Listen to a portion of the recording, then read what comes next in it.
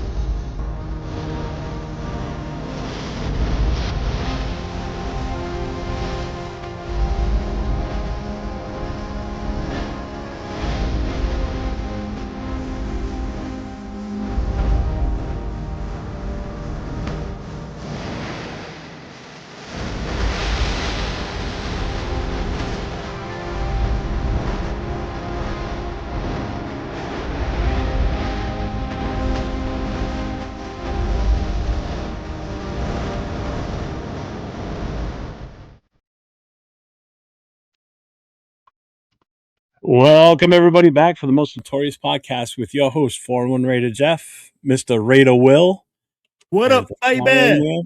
Leo Chidolinus. What's going What's on, up, guys? man? What's up? Apparently, somebody forgot to take the Ritter off today, but yeah. You must be meaning the guy between us, because I know it ain't me. Fucking Tigger is back today, y'all.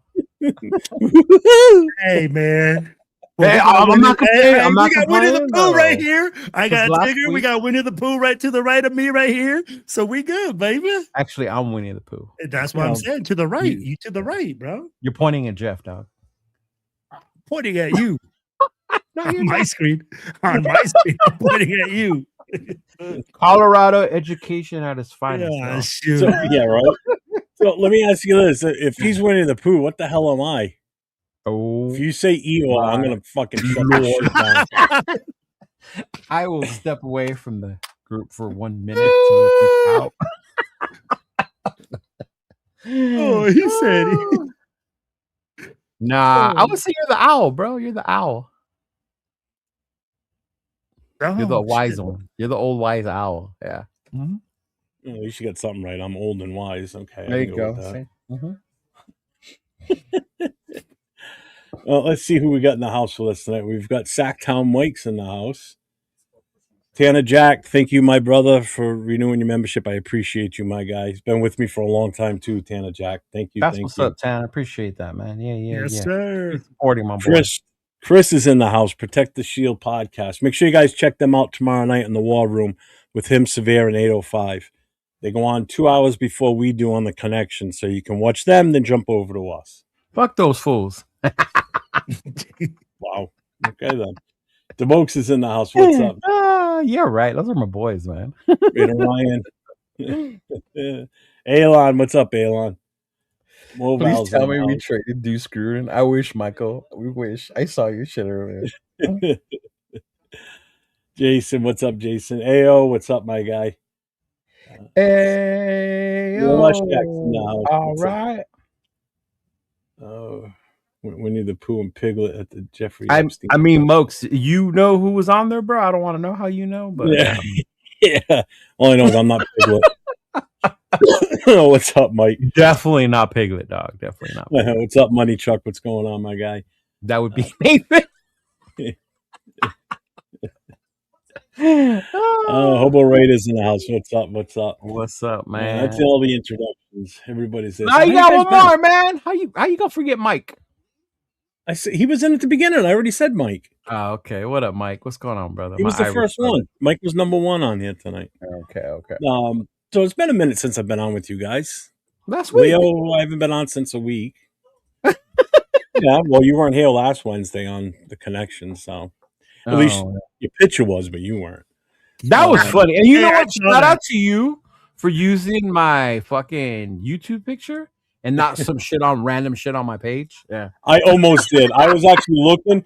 I was on your Instagram trying to pull up a picture from Instagram. Every time I clicked on it, it was a fucking video. I'm like, God damn it. I just need a still photo.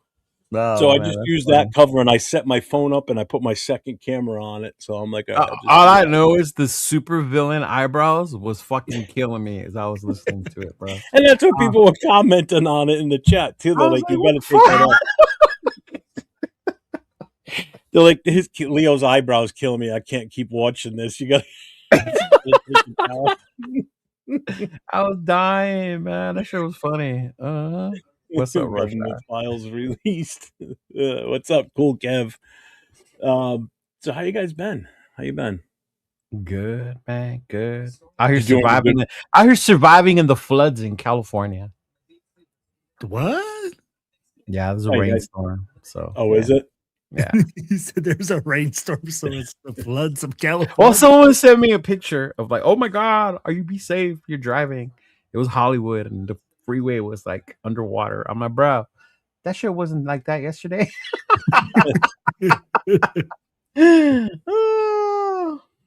What's up, Rorschach? Thanks for the membership 6 months in, brother. I appreciate you. Yeah, that was fun. That was fun Saturday night. That was different. Bro, you came on Valentine's Day? Yeah, it was on Saturday night. Oh my Lord. Yeah. Why did you guys do anything special Valentine's Day? You should have spent that day with Dawn. She's still up. Damn. My man, look at this, bro. I know, brother. I'm joking about the storm. Yeah. Is that what happens, Jeff? After 35 years of romanticism? Maybe. That is hilarious. He's like, oh man. Hey, so did you do anything on Valentine's Day? What'd you do? Actually, Saturday morning, I had to get up early and take my mom to an appointment in TJ. So we did that, had breakfast, and then crossed over. That was a bitch. But then by the time we got home, my mom made like a special family dinner for everybody. So we all stayed here with the kids and my mom and my dad. Like, yeah. We're celebrating our Valentine's Day next Monday. We're going to Disneyland. So yeah. Oh, there you go. Yeah. You still taking that special time to do something? Yeah, Disneyland, dog. You taking Nate with you too? No, I'm not taking that fucking angel loving, Padre loving guy. Yeah. Awesome, man. What'd you do, Will? Anything interesting? Well, dude, I had to do Valentine's Day twice, bro, because I have my daughter who started throwing like this year. She got into it and she was like, I can't believe I'm not going to go to Valentine's Day with you guys for dinner. So I had it like I cooked up a storm on Friday night for her, and like just did something a little special for her here at home. And then we went out to dinner on Friday night after I got off work, or a Saturday night after I got off work. Just, keep it casual, but letting her know that it's still important to me, man, and spending a little bit of quality time, bro. That's it. Sounds good. Yeah, it's expensive. Yeah. Bro, that's the one thing I'm telling you right now. This is I don't know how you guys feel. Food is getting more expensive, but the food tastes worse now. Like I go out to eat sometimes, and I'm like, bro, this food don't taste right. It's because you're in Colorado. You might be right, Chido. You might be right, but I mean, like, I feel like it's getting more expensive, bro. That breakfast I had with my mom and TJ, ooh, that shit was fucking fire, dog. Oh, bro, freaking chilaquiles and arrachera. Ooh. And then we shared a menudo. Yeah. Okay, bro, that's different, though. Come on now. You go down to TJ. I saw Cisco because Cisco was down there this weekend as well. I saw that afterwards. Yeah. He sends me a picture, bro, of him with like a 6-pack of beers and oysters and everything like that. $20. Yeah, and that's because the dollar value actually went down. You used to get a lot more for it. But yeah. Really? Yeah. Wow. Yeah. Oh, shit! He grew up in Echo Park. What's up, big dog? He's the homie right there. He grew up in Echo Park. Said Tyreek Hill has to celebrate Valentine's 8 times a day. 8 times on that day. How many exes or baby mamas does he have? Well, first of all, if you got an ex, you don't celebrate shit with them. Yeah. All right. Yeah. And if you got a side chick, that's what the 15th is for. So, damn, baby, from the legend, you guys heard it there. Experienced player in the game, right? Sure. And it's funny because I guess it all depends on like what you do. What did we do? We ended up watching movies on Sunday all day as our Valentine's thing. Yeah. Mhm. Bro, is it more about like, and I'll ask you this, I think for me, it's just more about spending the time together. It doesn't matter what you do. I mean, like, man, like eventually, like, Don's awake. We're gonna get Jeff in trouble. what? He was like, they were in the same house. I'd be like, they're spending their time like together. You're in the same house, you know? Like, it's just different people spend it different ways, bro. Like, You're being just in the as long same as house. you're there together, I guess. And if you're happy, you're happy. Shout out to Yo. Chewy with the $1.99 super chat. Says you What gotta up, hit the Chewy? wood for the fire food. Real quick, I don't know if you both are aware of this, but Chewy just hit his 500 subs last week.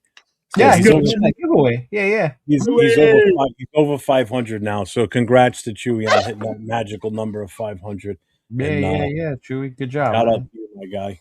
Keep on grinding, big dog. Keep Yeah. on grinding. You're doing something right, brother. That's for sure. Right? Grew fast, man. That's awesome. What's up, Miklo? Jeff. Take Jeff to Tijuana. I've been there before. Yeah, but when was that? 85. That was back when there was just a line in the dirt. Yeah, bro. Like now it's US, Yeah, we actually walked across. We parked on the U.S. side, walked across the border, and took a taxi in. I thought we were gonna die in that taxi ride in. Yeah, no, it's a lot different now. Yeah. 4 people in the back seat. My dad and I up front with the driver. Guy didn't stop for nothing. Just blown As he through shouldn't. As he shouldn't. Oh my god. He's like, "Where's the I looked at seatbelt?" me He's and goes, "We're gonna die." I said, "Probably." What's up, Neil? So we got some news this week. We did. In the past week, so in a week's time, we've hired. Oh, because we were happier about our coach last week. That's right. We were. Yes. All right. Yes. So we got our head coach last week, which we talked a lot about last Tuesday night. I'm so glad Rorschach brought that up because. But since then, we've solidified our OCDC and special teams, and there was some done today too, I believe, right? Yeah, I sent you the wide receivers coach. Yeah, right? that's what it was, wide receiver one. And then the expected offensive line coach, right? We have a safeties coach too. Yeah, I'd be like, hey, there's something about Valentine's Day weekend with the Raiders, bro. We got married to a whole bunch of coaches. Immediately got out and like got our DC, OC. I'd be like, I didn't think we were gonna get Jenko. I didn't think he Why was not?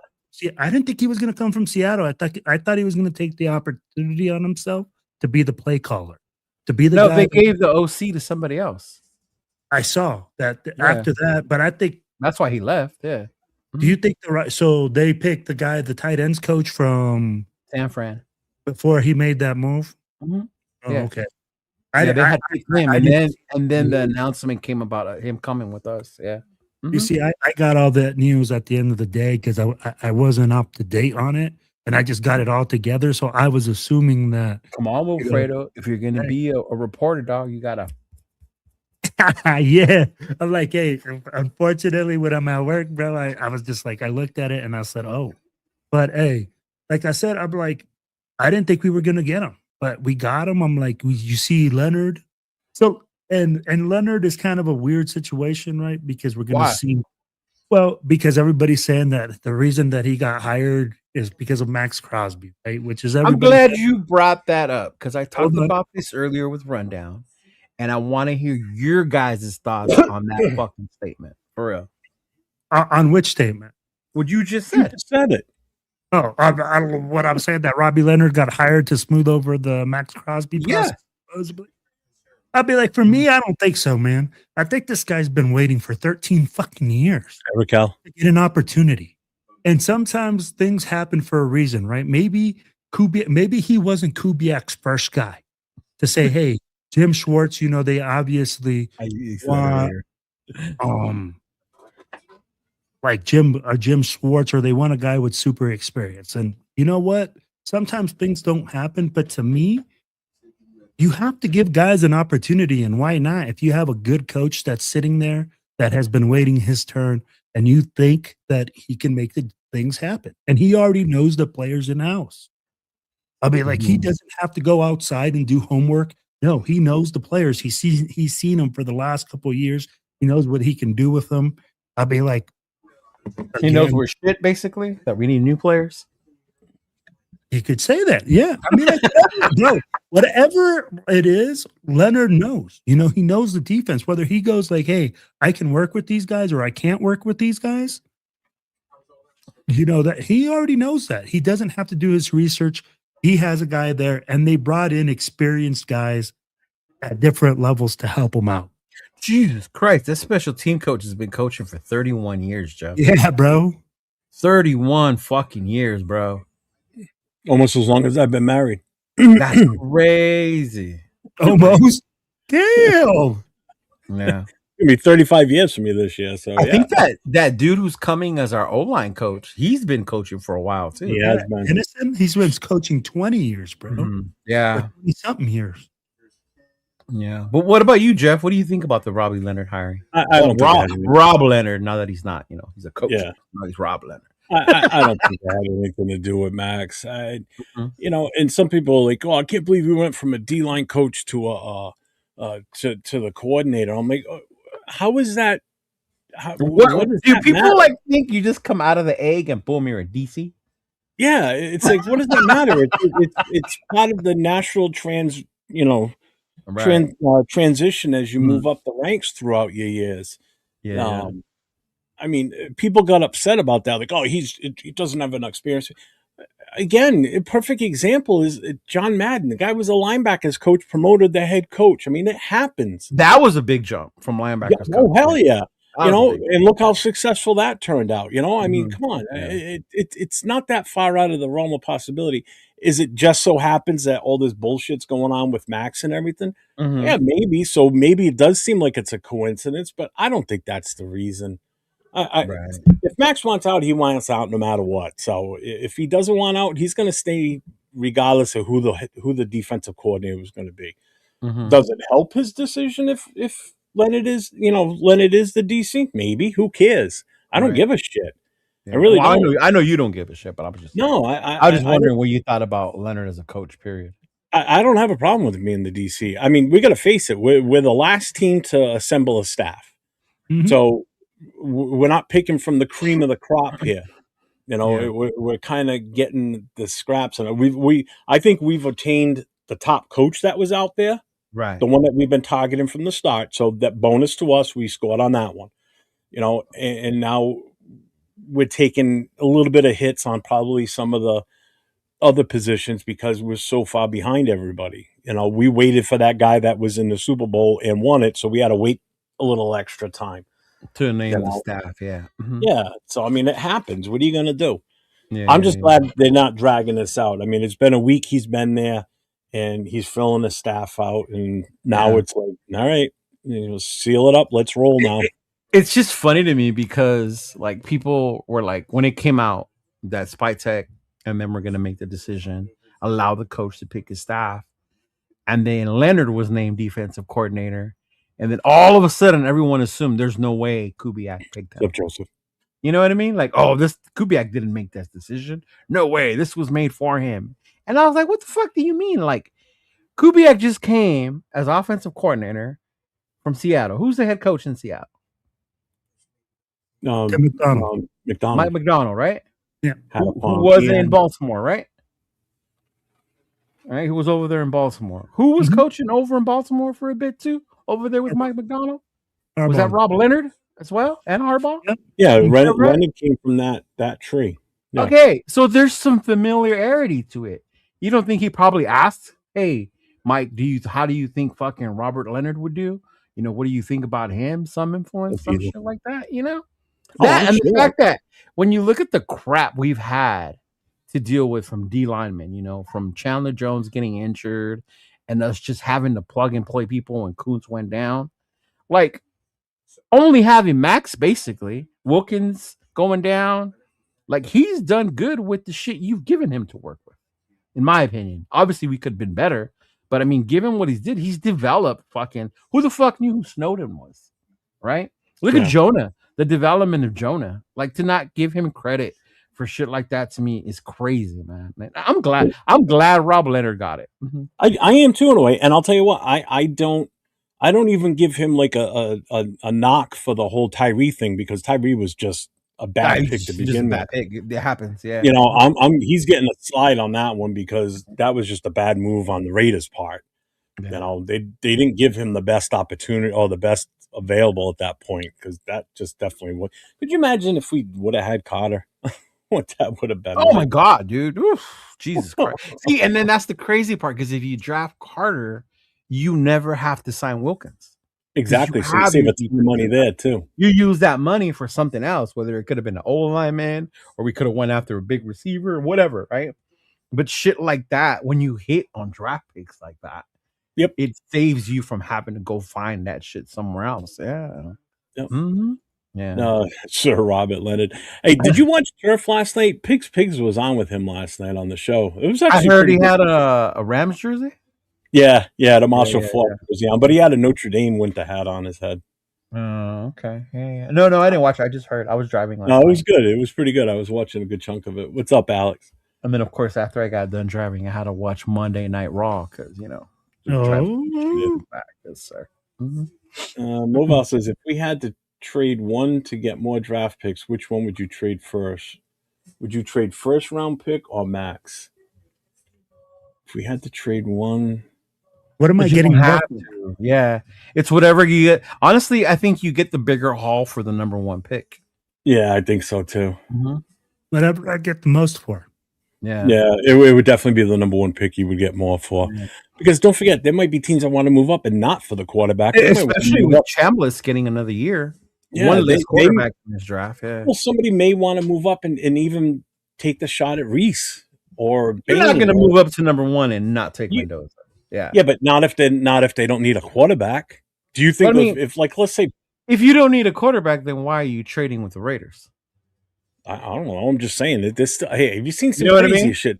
No, but I'm saying like it doesn't make sense to move up to one and then take anybody but Mendoza. At that point, you're like, well, what the fuck did you do that for? No, Cheeto, you just hit the nail on the head. You don't trade with the Raiders to the number one pick unless you're drafting a quarterback. Yeah.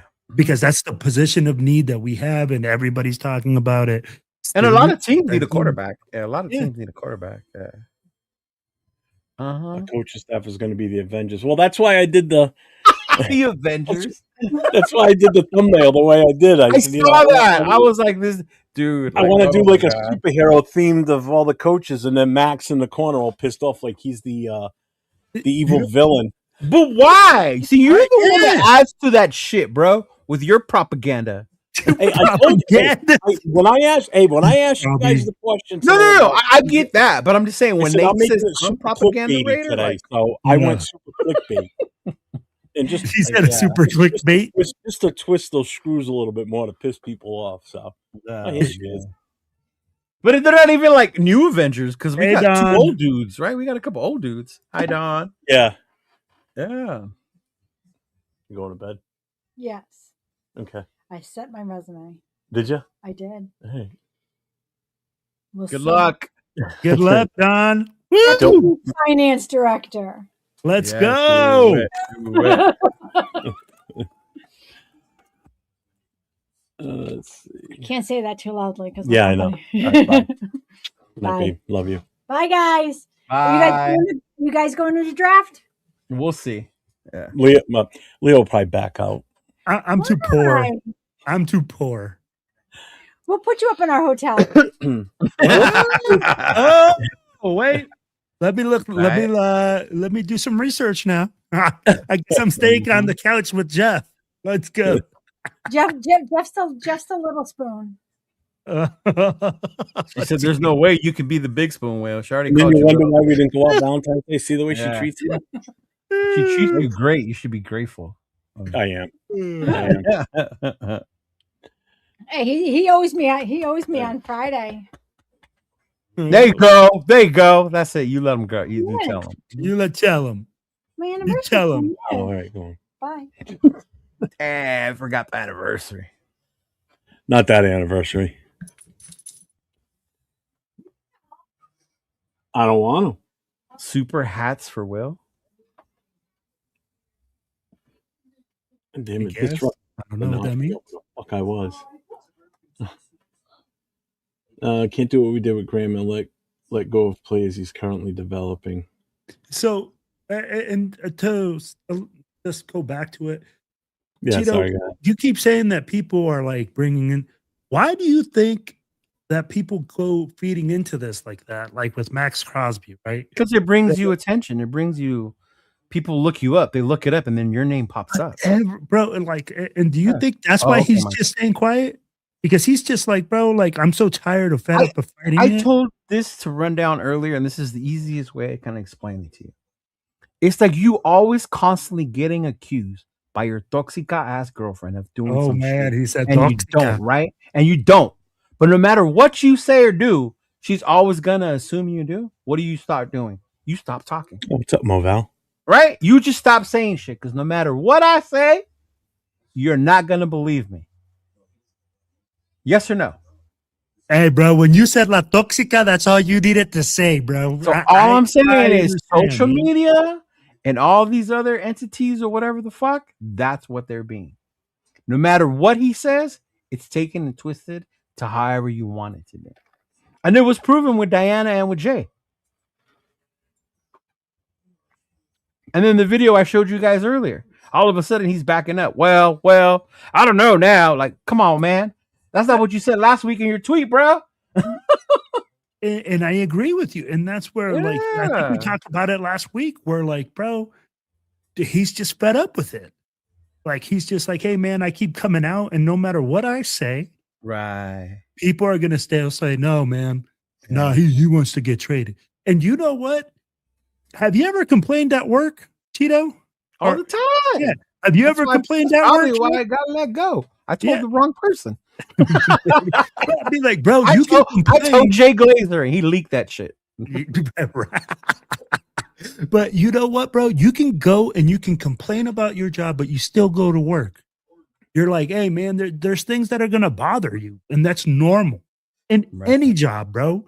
There's no job that you go in there and you're like, oh, man, this is fucking badass. Not I only love- that, but people are making it seem like he's out there telling people, trade me away. They're complaining that he's saying, don't trade me. But he never said, trade me. Right? Exactly. But he people look. still took how many days to come out and say that story was. And that see what I'm talking about? Him over here. That's Toxic over there. Well, he never told me. He should have told me from the go, Leo. He should have told me from the beginning, Leo. Why did you wait so long, Leo? See what I mean? See what I mean? But, and here's the thing. Sorry, if even somebody's he out there does talking shit about me, I'm setting the record straight ASAP. I'm No, not but gonna wait there's a couple only days so to many get times bad you can do traction. Yeah. Jeff, Hey, there's only so many times you can do that before you Yeah, but get when a guy tired like of that's shit. supposed to be your buddy comes out and says what he says, Even that's- then, so that buddy, do you say shit around him again? no, If but you still you call him out on it. if you two were to ever leak something that I said inside that group chat, best believe the only thing you will ever hear from me again is a K and I'm coming. That's it. Right? Because I'm in that circle. Yeah. But once that shit gets broken, last time I say something around you like that, right? True. Yeah. True. If I get a bad email from our club tomorrow, and because I said something, I'll know where it came from. You know? Because I tell you fuckers. Yeah. Mhm. No, I Yeah. get what No, don't leak the Cheeto file. No. Oh, super chats for Will. Oh man, you're way behind. Yeah. Yeah, yeah. Yeah, I guess that's my whole thing behind it. Yeah, it's just all that. Or even today. Today was a prime example because I watched his podcast today, his interview with Caleb, and I knew it. The minute people see Caleb, they're gonna go see he wants to go to Chicago. And that's why he has Caleb on there. And what did they fucking do? See, he's going to Chicago. Why else would he have Caleb on there? He should have Raiders on there. Why don't he have Raiders on there? Come on, man. And you know what? Right there, you just said it. Because, I mean, like, to me, he can have whoever the fuck he wants on his show. It's his side business. His fucking show. Yeah. I'll be like, if he wants to bring on fucking whoever, if he wants to bring in freaking the president of the United, he can bring him on, bring on whoever the fuck he wants. He could talk to whoever he wants. That's his personal side business, his personal hustle. And again, this is where I get frustrated because, hey, Jeff, to this, and I'm going to tell you, like to Cheeto's point, bro, you get tired. It's been 3 fucking years. 3 fucking years of every offseason hearing this shit that you're gonna every trade when the trade deadline's about to approach, right? Yeah. And now what is he saying? Hey, Cheeto sent us that message. The guy goes like, oh, well, he's injured. So I don't even know if he could get even traded till past this time. He can't even make it till. And I'm like, then why the fuck are you bringing it up? Exactly. I mean, like, literally, we are talking about shit that can't even happen. Maxx Crosby has an injury. You can't even trade the guy. And we're sitting here talking about a possibility of Maxx Crosby being traded because he requested to be traded. Hey, supposedly, allegedly. And I'll tell you what, was he angry? Fuck yeah. I bet you he was super pissed off when they shut him down. Any fucking athlete, bro, that has any fucking salt in their fucking balls, bro, fucking goes out there. They put out everything on the line. They want to play every fucking game, every fucking play. Yeah. But you have to hold them back from themselves sometimes and be like, hey, did they do it the right way? Maybe not. But I doubt that he's going over there and just being like, hey, man, you know what? I hate that you made it so I can start at the beginning of the season. Because if he doesn't get this fucking surgery done, he can't even play at the beginning of the season next year. And it was that report I sent you, it was worse than they thought or not as bad as they thought afterwards? It was worse. It was worse than they because thought. They had to do the meniscus, and they're like, oh, they went from now, mind you, a couple week injury. As an organization, hearing that, at that point, I can agree with what Jess says. How many more times is he going to start to get injured now? Mm-hmm. Right? So at that point, you do keep your ear open. Like, hey, what are people offering, And if it's, I said earlier with Rundown, if it's worth it, a Micah type package, if it makes sense, then you do it, right? Regardless. Yeah, you got to remember too, the percentage of plays that he is out there for, his chances of getting injured are way greater than anybody else on that defensive roster, because on average, let's say it's still in the high 80s to low 90s, which is what it's been for most of his career. He's been in that 90 to 100 range, a percentage of being out there for defensive plays. He's got such a greater chance of getting injured too, because he's always out there. Whereas everybody else on that roster on the defensive side is rotation. You know what I mean? Because you don't want to take your best defensive end off the field if you don't have to. And we haven't had a viable guy to switch off of him on a consistent basis. I know he was swapped out a little bit more this year than he has been in the past, but when he was out there, he was still out there for more plays than anybody else. The other thing I hope helps that is you look at the shit they had him do last year. Last year, they had him out in coverage. Yeah. What the fuck are you doing?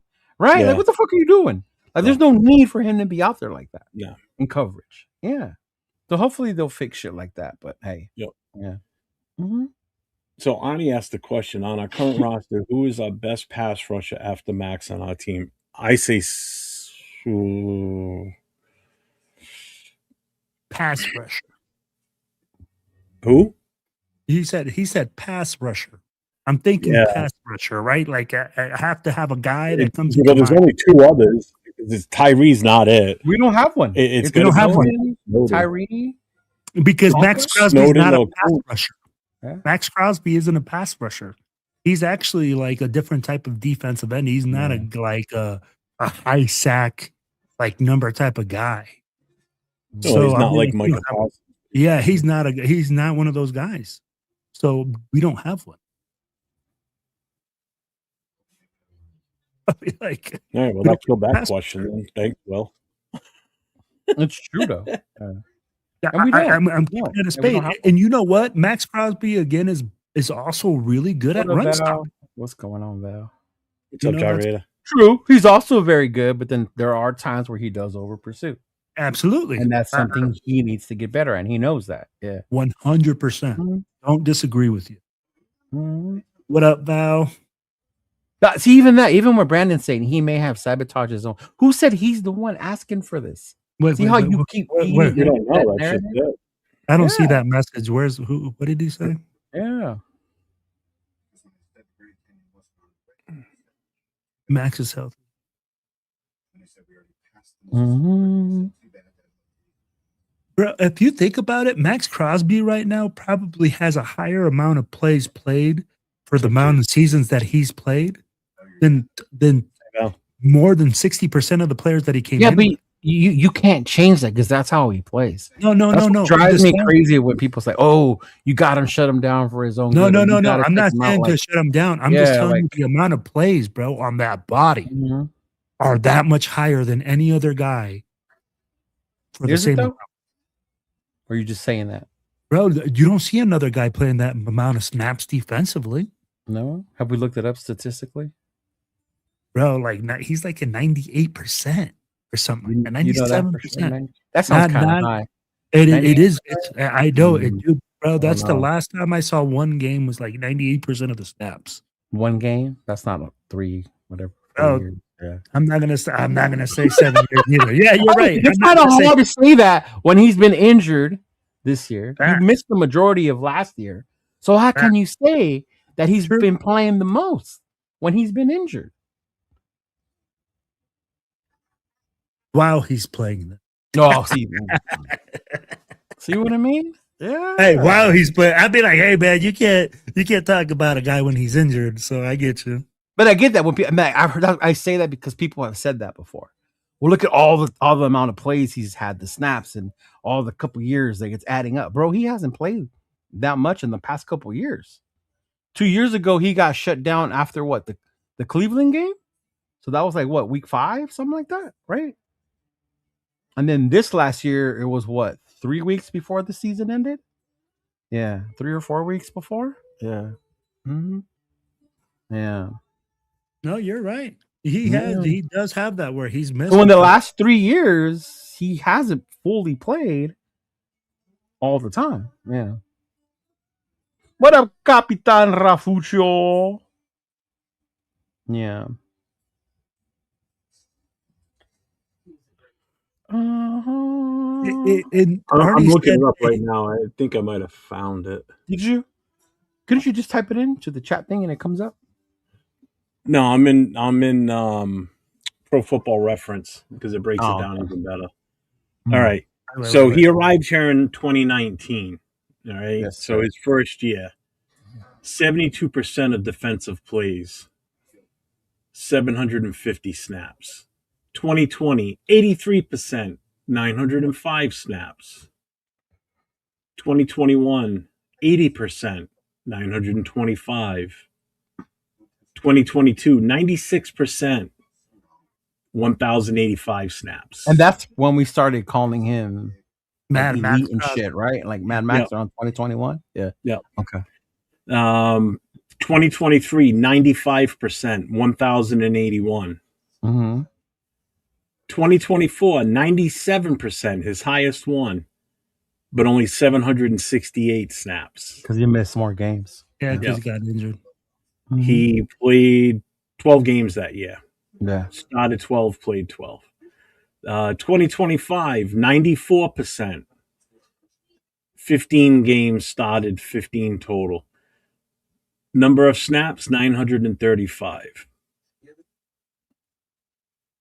So that's his, so 72%, 83, 80, 96, 95, 97, 94. So Will wasn't far off. No, it wasn't far off. The 97 was like a couple years ago. Yeah. Mm-hmm. Yeah. That was 2024 season. Yeah. That was the AP season.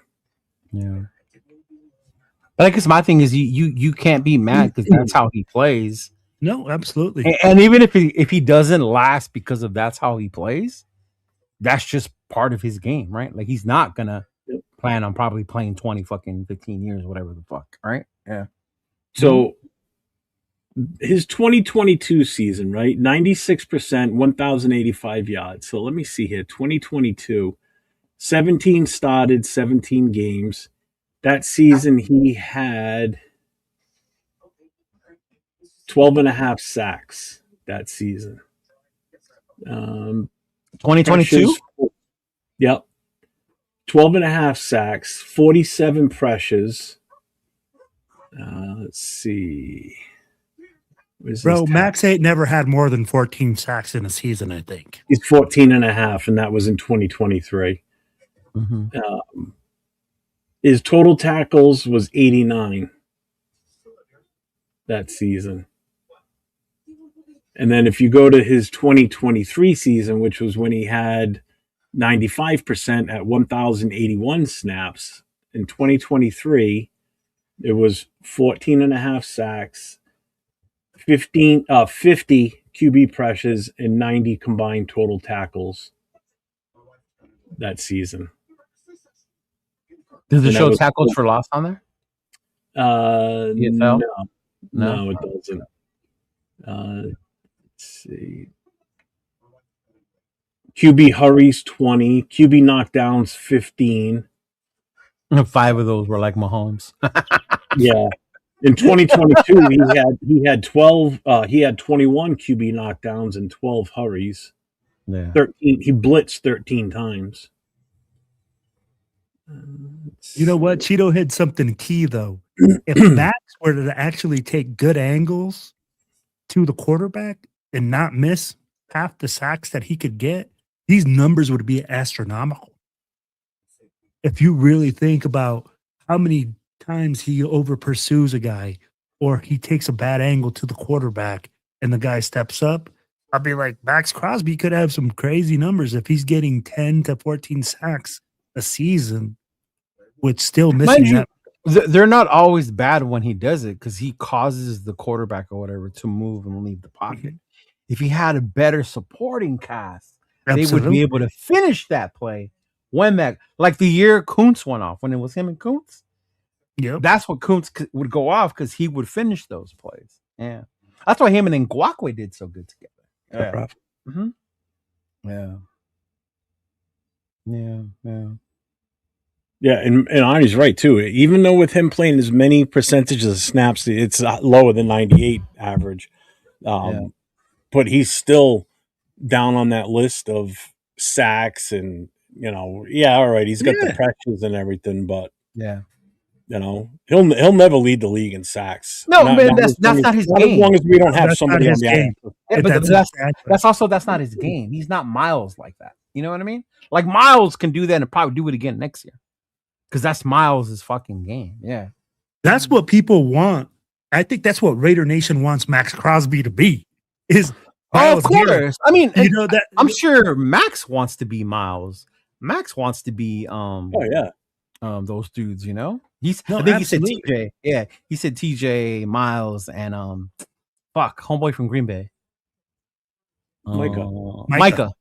Yeah. Mm-hmm. Yeah, it's weird saying from Green Bay now, right? Yeah, that's why it took me a minute because I was about to say Dallas. I was like, duh, because I almost said Dallas.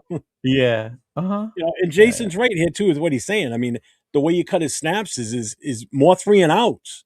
The defense stepping up, but I mean, again, we're void of talent to be able to do that. That's not only that. When they do get 3 and outs, the offense go 3 and out. That's the fucking problem, bro. Hey, we can talk about 3 and outs all day long, but if the offense can't get a first down. Yeah, I remember that Houston game. We had a couple of them motherfucking 3 and outs. Yeah, wow, right? Oh, what's up, Bruce Willis? What's going on, man? Oh shit, Die Hard in the mother freaking house, yo. Bruce Willis. Shout out to John McClane. Yes, sir. Yeah, and there is a lot of edge rushers in this draft. There is, and I understand that, but you got to remember, just because they're edge rushers in this draft does not mean they're no. I know, but I mean, it doesn't hurt to grab a few though. I mean, Tyree was an edge rusher in the draft. Yeah. Who was that dude that made that hit that became Davian Clowney, right? Yeah. He never lived up to the number 1 pick that he was. Yeah. Mm-hmm. Nope. Will Anderson? Absolutely. Well, and the funny thing is with Clowney, because he was drafted by the Texans. Yeah. He was there with JJ and Mario Williams. And Mario Williams. JJ Watt on one side, Clowney on the other. Watt's getting double teamed. Yeah. How did Clowney not be as as good as what everybody thought he It was. was Because one he of got those drafted off dudes one where play. He got drafted off one people play. fell in love with that play, right? And that's what I told people to chill out when they saw Mendoza make that run. I'm a don't fall in love. Oh my because God, are of you one kidding me? play. The reactions from the people in the chat that night, because I was Oh, live I could there. imagine, bro. I could imagine. Oh. I can imagine. Oh, I look can at that imagine. run. He's definitely Yeah. our guy. It's like, Right, dude, it's yeah. one play. Give me a break. Right. Like Tim Tebow didn't do fucking a bunch of those in his career, right? That was Tim Tebow's geez. college career, y'all. That's all he fucking did. 100%.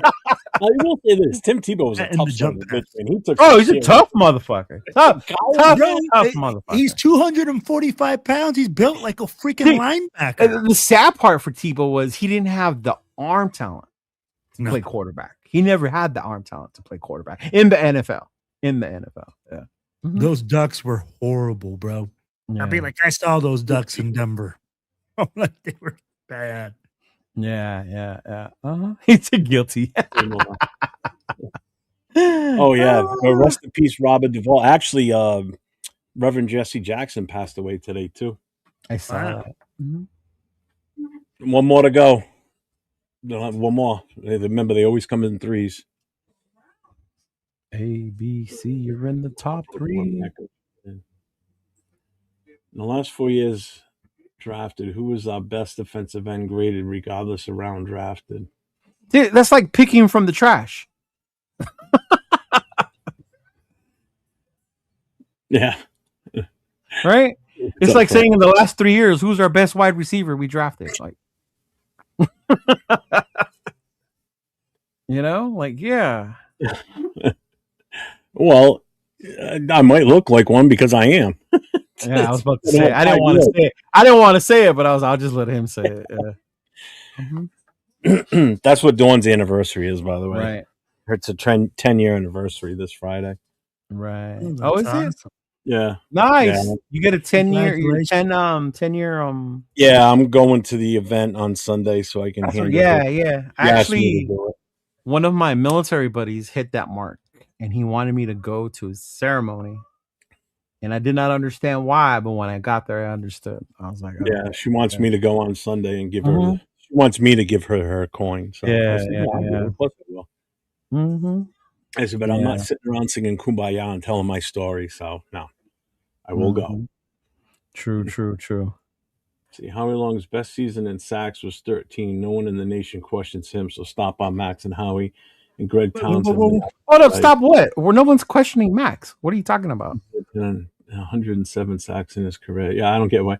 That's because Jack is married to Howie to Maxx Crosby. You know that. You know what? Where's the fan police alarm? Yeah, that's it. It's right there. Can we just get to the understanding? Just because you say something about someone doesn't mean you think they're shit. Like, oh my God, God forbid I say fucking Max over pursues. So what? It's the same take I get when he's trash. Right? Yeah, when I talk about not taking Mendoza with the number 1, everybody's like, "Oh, you think he sucks?" I never said that. Yeah, I just don't think it's value with the number 1. That's all. I'm not questioning his ability, and if we pick him, we pick him, and I'll stand behind him 100% because I don't want to see us fail. I want to see us succeed. Yeah. You know, and nowadays these defensive ends are different, bro. 13 ain't shit no more, right? You look at the numbers these motherfuckers put up nowadays. Like, it's insane. I'd be like, hey, 13 sacks back in Howie's day. That was that real was good. That was real good. Yeah. Now you talk 13 sacks, people are like, who are you? Bro, people are taking 15, 18, 20, 23. 25. Yeah. 25. With this year, 25 miles. Dude, that is fucking crazy, man. Crazy. And remember when Strahan got 20? Yeah, and that's what I would see that again. Remember? Yeah. Well, even when he got it, that was like a gimme sack by Brett Favre. That wasn't that one, but yeah. Just getting that high was like Richie White was the one who got pissed about that, right? Yeah. Yeah. Yeah, and in all honesty, Howie Long is not Max, and Max is definitely not Howie Long. They're not even in the same category still right now. We have to stop comparing them in that way too. Like comparing different eras, different time frames. Howie Long has a yellow jacket. He's a Hall of Famer. We are Super going Bowl to champion. As great as Maxx is, I don't think you're going to see Maxx get in the Hall of Fame for a long time. Long time. Get a ring. Like, let's get some rings first, baby. It's like, and I think we do that as Raider fans, even with like, and somebody brought it up the other day about overrated players or the story of them. And someone said Bo, and I got mad because I'm a Raider fan, right? But in all actuality, you can't consider him one of the greatest because he didn't play that long, right? It was unfortunate he got injured. Yes, he used to do amazing shit when he was on the field, but he doesn't hold those numbers where you can call him that. So I had to check my Raiderism, you know, and be like, okay, like I get it. Maybe why I don't call him overrated because I saw him play. But compared to the greater running backs that we've known in the NFL, Jeff, going back to like the dudes we saw play, like, come on, like, okay, yeah. I mean, he definitely was one of the greatest athletes to ever play any professional sport. No, hands down. You know, but was he one of the greatest running backs for us? No, because the sample size is too small. We didn't get to see enough of him. Yeah, plus, he only played half or just a little around half the season because he came in October because that's when the baseball season ended. Yeah. Back then it ended in September, y'all. Yeah. Back in those days, they didn't go all the way like it does now. No, they still did. It's just that he was on. It was just the first 2 weeks of October, and that was it. Yeah. And that's if you made the World why Reggie Jackson was Mr. October. Yeah, I was gonna say it was just those 2 weeks. That's it. Yeah. Now it's crazy how far it goes. Like, God damn. Yeah. Now there's a chance of snow on the ground in some of these stadiums. Yeah. Because I remember the '88 World Series. It was on my birthday. Yeah. Chico says, please draft down and don't take Mendoza. There is so much to this draft, and QB is not a need. Oh, man. Hey, Chico State is now a hater. He hates Mendoza. Everybody should just scream on Chico. Yeah, right? Yeah. Right. Yeah. Bro, hey. No, Chico, the chat's going to turn on you because you don't like Mendoza. No, Chico, I'm not going to turn on you because you're allowed to fan however you want, big dog. No. I said the chat will. Yeah. I'll say this, though. I agree with the first part. But I don't agree that it's not a need. I think he's one of many needs that we have. Yeah. There's so many. Yeah. Gale Sayers, small sample size, same as Bo. Really? How long did Gale Sayers play for? Played a lot longer than Bo Jackson did. Yeah. And full seasons on top of that. How can you compare the two then? Yeah, no. I mean, there's so many running backs out there that are, you know, way better statistical wise because of how long they played in the league. Yeah. You know? I mean, you're going to sit there and say Jim Brown was a horrible running back. He only played 9 years. No, he was the greatest to ever play the game as far as I'm concerned. I think he still was the greatest running back, just pure athlete, a running back. Yeah. He just decided to call it quits early. Barry Sanders, 9 years in the league. He could have played for a few more years easily. Right. He didn't want to. Yeah. Bro, he walked away at the pinnacle of his career. Yeah. He would have broke the record the following year. He was only like 1,400 He didn't want it. Yeah. He didn't want it. Yeah. Well, it was that and the fact that he was just tired of being the main attraction for the circus that was called Detroit Lions. Yeah. That had a lot to do with it. They had no desire to win anything as long as they kept paying him and he kept going out there and putting asses in the seats because that's what that was about. See, that's crazy, though, because you can't even compare Bo to Gale Sayers, because even rookie year alone, like, Gale Sayers had, like, over 2,000 all-purpose yards as a rookie.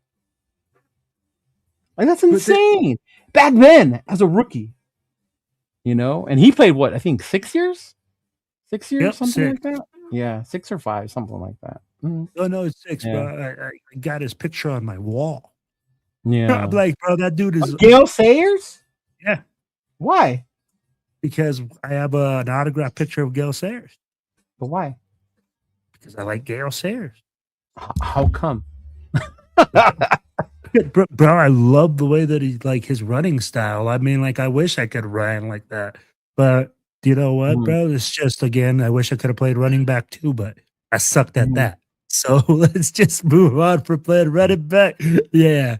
Because I remember I liked Barry so much, and Barry always talked about Gale and mimicking his run style after Gale, like how agile, how elusive, and I think that was why he wore number 20, if I'm not mistaken. Yeah. So I'm gonna explain it like this, bro. When you see a guy, and I mean, like, and you play this game, and you see a guy split two dudes trying to make a tackle, Barry it looks and make it look seamless. Gale Sayers was the first to do this, bro. And Gale Sayers was literally sprinting while doing this full speed. How did you see this on YouTube? Bro, because I would go back and look at the videos and stuff. Oh, okay. Yeah. Like, bro, I love the way the running style. And I mean, like, as a coach too, you kind of try to, you can't teach that, bro. You can't teach what they had. Oh man, it was just so crazy. Because I remember when I saw Barry do that to the New England defenders, he made the dude do a complete 360 after splitting. Yeah. Gale Sayers had 68 games. Bo Jackson had 30. No shit, Arnie, Captain Obvious, we're too young. That's why I asked him where he saw it. Yep. Gale Sayers 68. Bo Jackson played 38 games. Yeah, it's a big difference, man. Oh. Yep. Doubled up his career.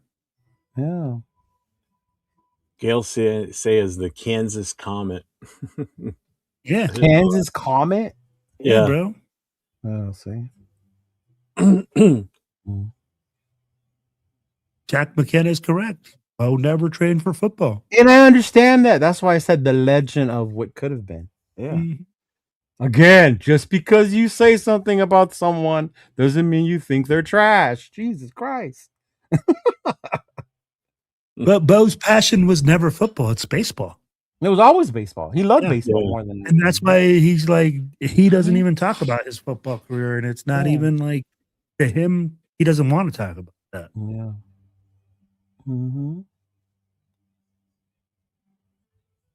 But yo, can we get back to the coaches, I guess? Because now we gone down like I guess. I don't see who else get excited about. Let me ask you this. So he brings Andrew Janico over, right? He's starting to fill out his staff with Dennison as the offensive line coach, bringing in other guys. I'll be like, what other players do you really see coming? I mean, like, we see a wide receivers coach. I forget who it was. I know that you showed it to us, Cheeto, the guy that came from the Steelers. Right? Now we have we're looking at, we retained our running backs coach that was supposed to be like a high name dude that people were looking at, but he's staying in house. So even that has me questioning a little bit. I mean, because what other running back would you say he did good in developing or coaching last year? Cheeto, what good? Let me ask you this: what good did you see out of last year? Was there anything that was good last year from last year's team? In an effort to not get hung by the chat, I'm gonna say Genty. Bro, we were straight ass bad about Genty. No, I'm a hater. Let's say it, man. Hey, we were the straight stuff that comes out between cheeks last year at every position. We were straight ass. So at the end of the day, I don't think there was one good thing from last year to bring over from this year. You can't say the offensive line played well. You can't say our receivers played well. Our defensive backs, we need help. Linebackers, we don't have them. Defensive line, who are they besides Maxx Crosby? Well, I mean, if you ask Raider fans, and I think that's where we get delusional. Ask how many Raider fans think we need another linebacker, another corner. They're going to think we're fine with the ones we have. And you're like, ooh. I think we're all set because we got Trey Tucker too. Remember that. And Dante Thornton and Jack Betch. Right. Yeah. Look, man, I understand right now. And I think that's why I'm not excited, because no matter how we develop the X's and O's right now, which is fine and dandy, once we get that straight, we need to go find the right Joes for those X's and O's. We need some Jimmys and until we do, we're gonna keep seeing the same fucking shit, bro. Yeah. And we talked about this last time with the O-line, right? How much is it on the player? How much is it on the coaches? Like, at some point, the players got to do their part as well, bro. right? Oh God, yeah. Yeah. Hey, but I'm going to tell you right now, Raider Nation is standing from the grandstands right now. Fernando Mendoza is the savior. To Fernando Mendoza. I'm not ruining the Jesus, job. I'm just savior, saying though, like. I'm happy for the coaches, but I want to see what we do to improve the roster, bro. Right? Well, That's all I'm saying. But Yeah. I agree with you. There's things, but that's where everybody comes right now, and everybody just points out the fact, yes, the Raiders need a quarterback. That's the only thing I keep sitting here. We also need The a Raiders linebacker. We need another so much. corner. We need so many different We need things. defensive tackles. Yeah. we need a defensive end. We need a wide receiver. We need a third tight end at some point. We need a running back at some point. And that's the only thing I would say we probably don't need, and I would put that on the back burner is tight end. Why? We get two. Michael Mayer, Our third one was pretty good last year. What the fuck is his name? Ian Thomas. Yeah. Free agent. You can He's just a free resign agent. him. Yeah. So that's just it, though. I mean, right now he's not technically part of the team. Yeah, but it's not somewhere you got to go look for one. Like, no, he's dead. No, but Yeah. do you realize how old Ian Thomas is? How old is he? He's not a spring chicken. Hang on, I'll bring it back up. Because when you and Rundown were talking about it today, I went in and looked at this. Now, why is Tazzy telling us to shut the fuck up? Ain't no one saying firing the coach. So I don't understand. He's 29. Come on, man. That's not bad for a tight end. A third tight end? Compared to the others? Because the other two are young. That's what I mean, though. So you got a veteran in there. Yeah. And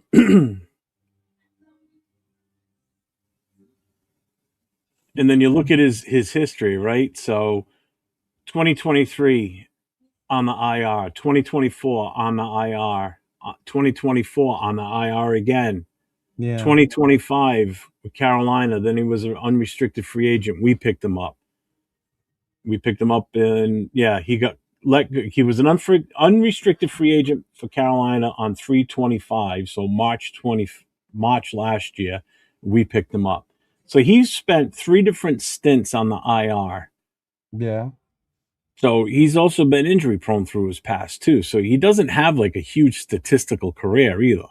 Yeah, but it's the third tight end. You're not worried about that from your third tight end. Yeah, but if again Brock went down with injuries last year, what if Michael Mayer was in and out last year? But again, Michael Mayer was out in and out last year too. So you're going to look at the possibility that one of those two may have the same possibility of having issues. Bro, if we play the what if game, everyone can get I understand that, but you need a viable third guy that you can put in there. That's not a primary thing you should be fucking. It's not, but it's one that you got to plan for. It's one you have to plan for, is what I'm getting at. With everything on the fucking list, that's the one thing you want to focus on. Time out. I'm just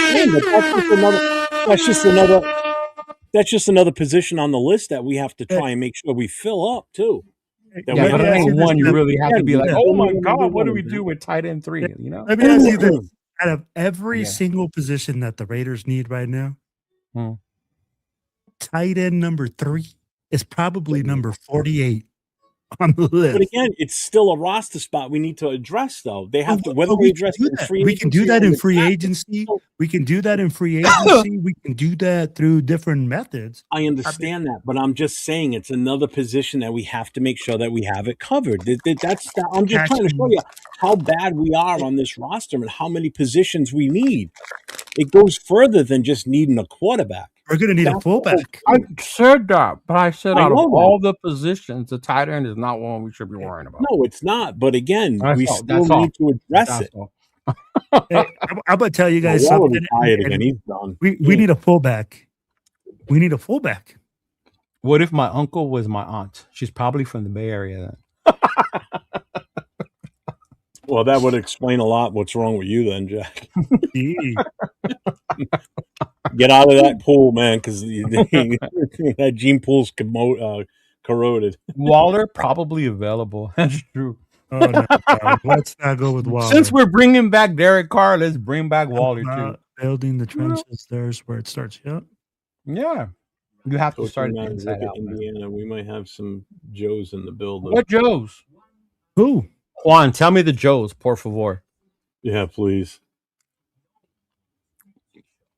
Brock, Ashton, Max, Colton, Agent Colton, right? So I don't piss anybody off. JPJ, right? Who else? Still to be proven, JPJ. Who else are the Joes? Did you say Max? Mm-hmm.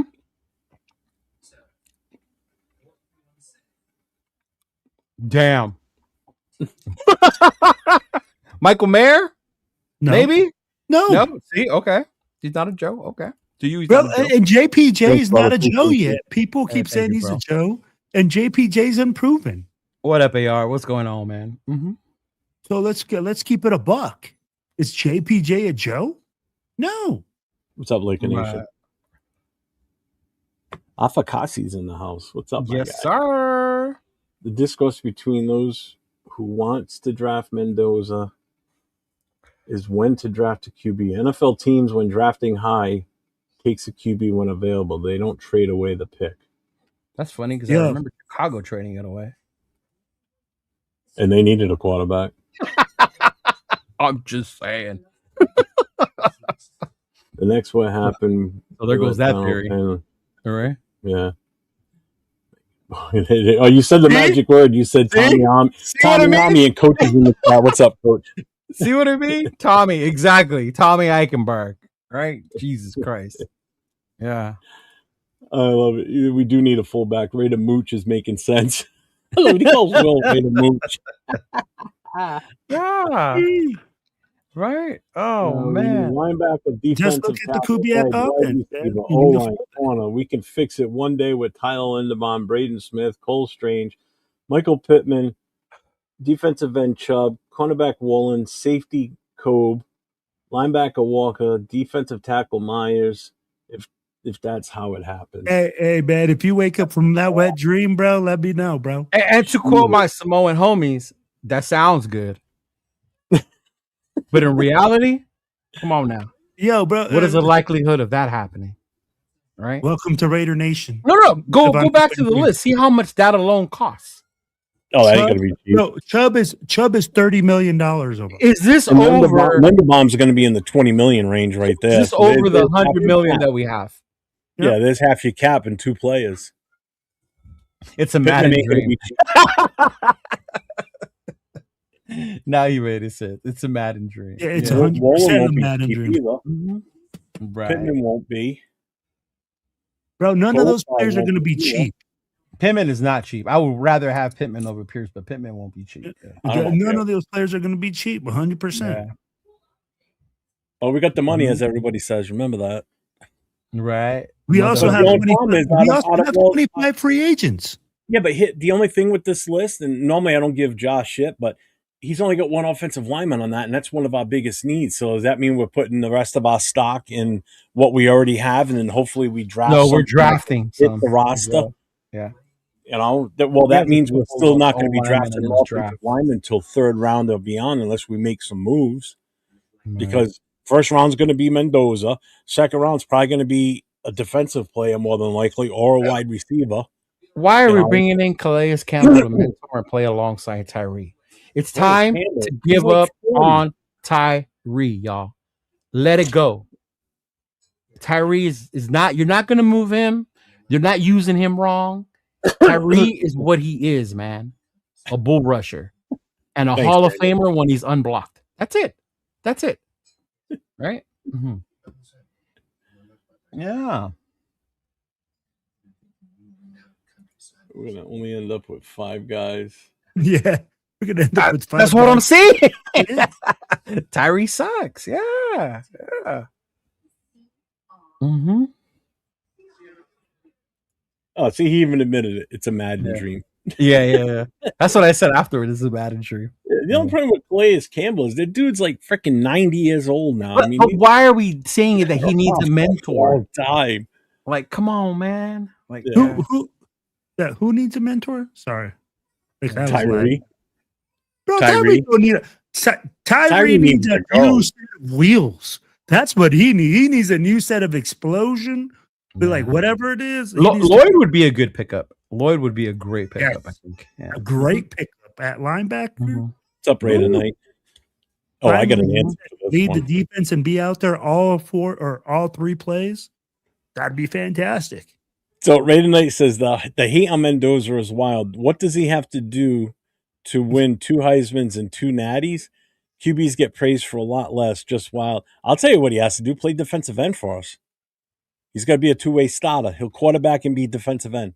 Or better yet, we can put him out there at corner. Can he play offensive line too? How about wide receiver? He can throw the ball to himself. Here's the thing, and for me, I'm going to tell I'm just busting your balls right now. You know that. Cheeto taught me something, man. He said, What "Well, did I teach you? this year when I was watching college, he was like, well, you have to watch the whole game."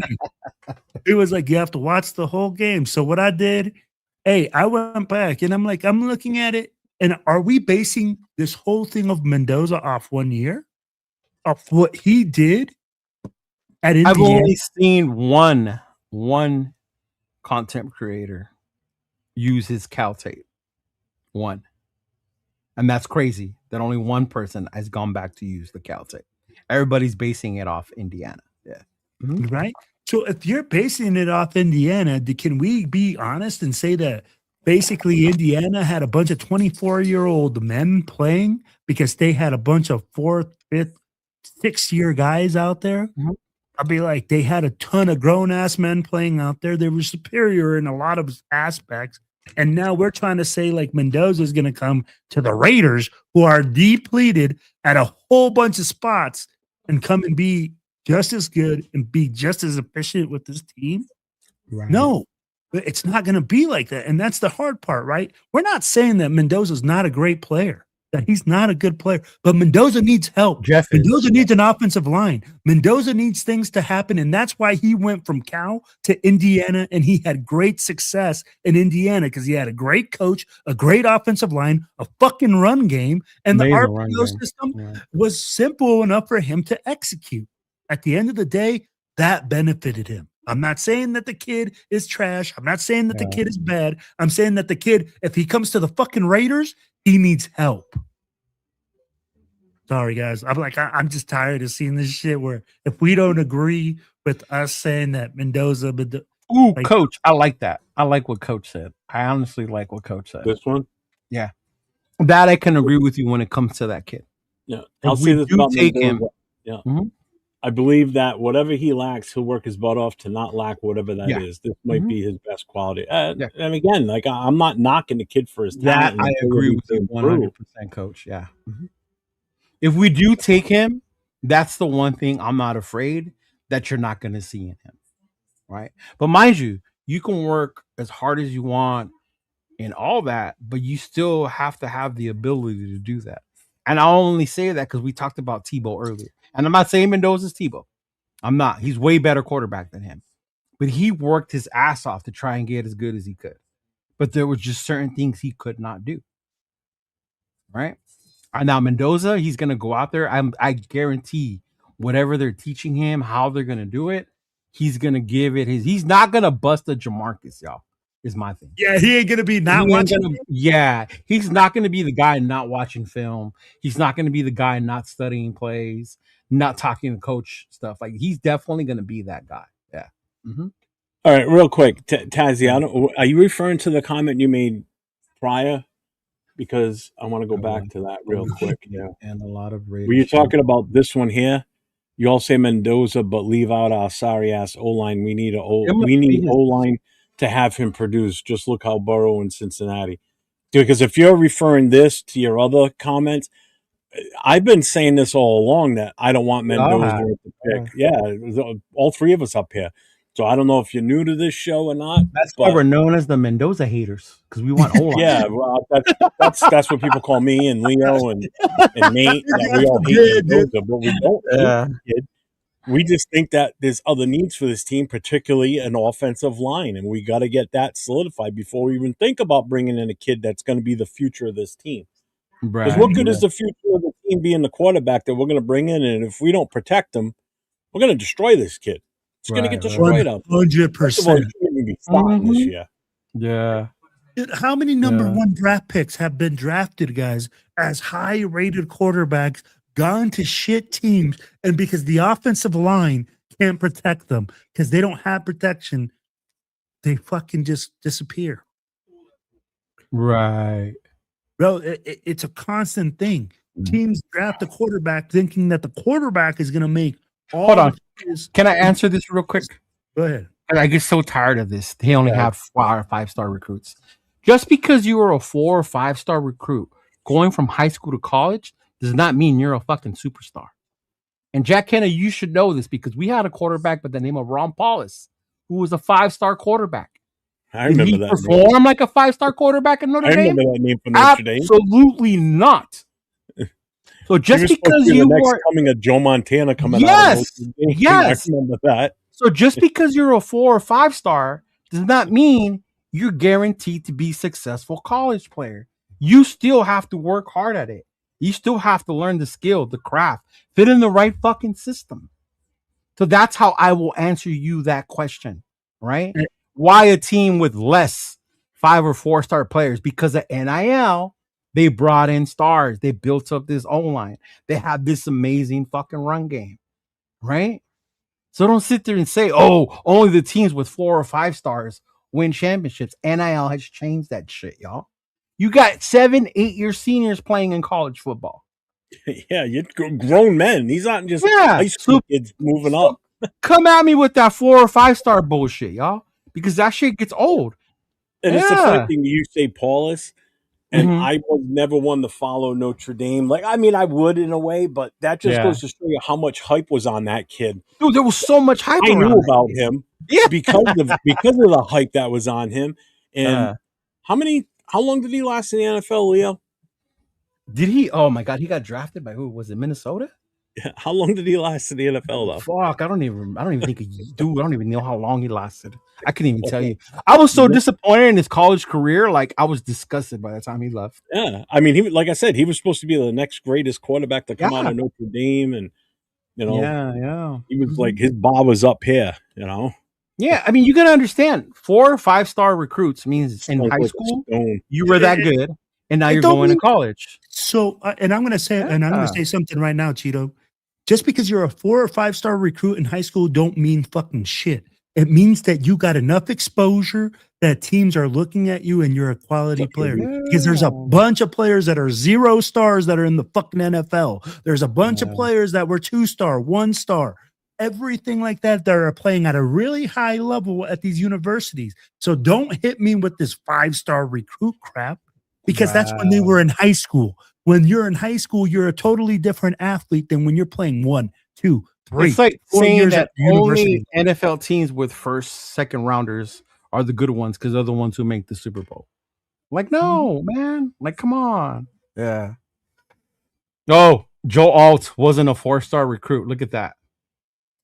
You said we need the Tooth Fairy too. I've been watching. I thought he was though. I don't got it. Yeah.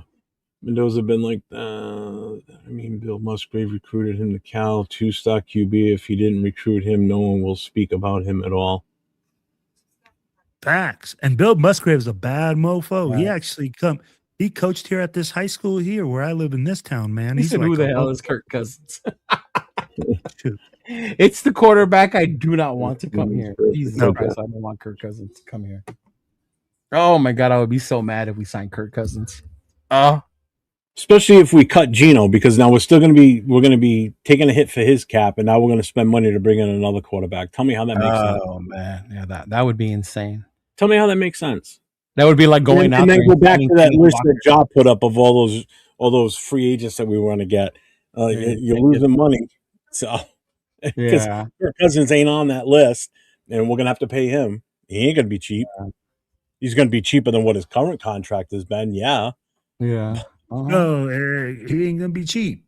You know, that man is known for getting the bag. There's a scenario where Geno Smith is still in this roster. There is. Us as the nation are the ones who's saying he needs to be cut. The team hasn't made that decision yet. No. Yeah. I mean, do we all want to see him here again next year? Probably not really. Yeah. Does he even want to be here next year? Probably not. Not after what went on last year. But I think with new coaches in the house and everything, he might have a different attitude. See, last year he had he had his daddy there, so he was protected. He could do no wrong. You know, I mean, even when he was but Kubiak didn't seem to oppose to letting him walk either. I love it, but hey, Cheeto spit back there in the huddle.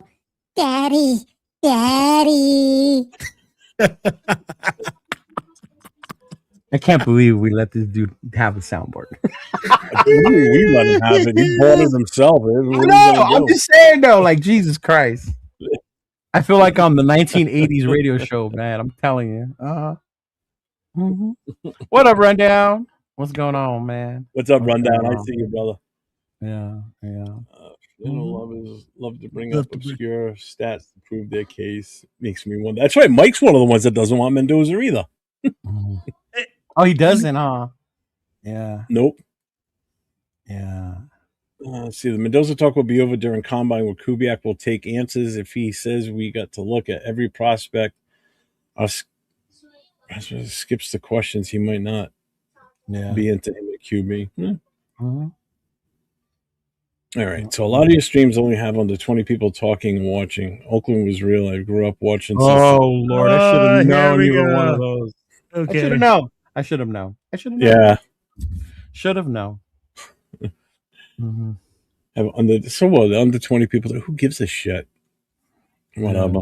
We definitely need an O-line, but saying we need one for us to have success simply isn't true based on history. Yeah, because the running game worked out perfect last year with no offensive line, right? It's going to be 30-year-olds in the draft. Coach. Pretty fucking soon, Coach. Hey, we're gonna have some senior citizens coming out, bro. We're gonna be and that's why I made the statement the other day, and I think I cut a short on it too. Was like some of these records that are out there, like Tom Brady's record. You know, his records as a QB probably will never be broken because these guys are now going to start coming out older and older out of college into the pros. They're not going to have these 18 to 20 year. Well, if they do, they're going to go playing beyond their 40s. Well, that's just it. So now you're going to have some older generation guys playing, which based on the way these guys handle their bodies and everything, it is still a possibility. Yes, don't get me wrong. Yeah. But the likelihood and the chances of some of these quarterbacks coming out, or pretty much any position, if they're coming out and they're already 24, 25 years old, they're not going to be around for that same type of run. They're not going to be Tom Brady's records. I'm telling you, I don't see anybody touching those. The next closest, Jerry Rice is the other one because of how long he played. Yeah, you know, so these records are not going to last. They're going to last for like eternities now at this point. Yeah. Bro, you better watch for the next Aaron Rodgers in college. We're going to have a 43-year-old starting quarterback in college here soon. Right. Joe wasn't a 4-star, but he was wasn't 4. Yeah, I could have sworn he was. Because he was one of the higher because Notre Dame just now started getting more of the 4 and the 5-star classes. For a while, when Freeman took over, it took him to be able to get the better recruiting class than what's his name did? Brian Kelly. Yeah, Brian Kelly had a harder time recruiting than Coach Marcus Freeman. Yeah. Mm-hmm. So this actually would be a question for all three of us. What will you say if Mendoza wins us a lot of games and takes us to Super Bowl? I'm so glad you asked that, Raider Knight. Shoot, go ahead, Cheeto. Because as much as optimism I may have up here, at the end of the day, I'm a fucking Raider fan, bro. Yeah.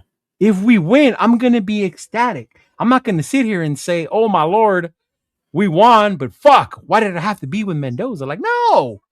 If that's who we picked, I'm going to be the way I was, the same way when we picked Jamarcus.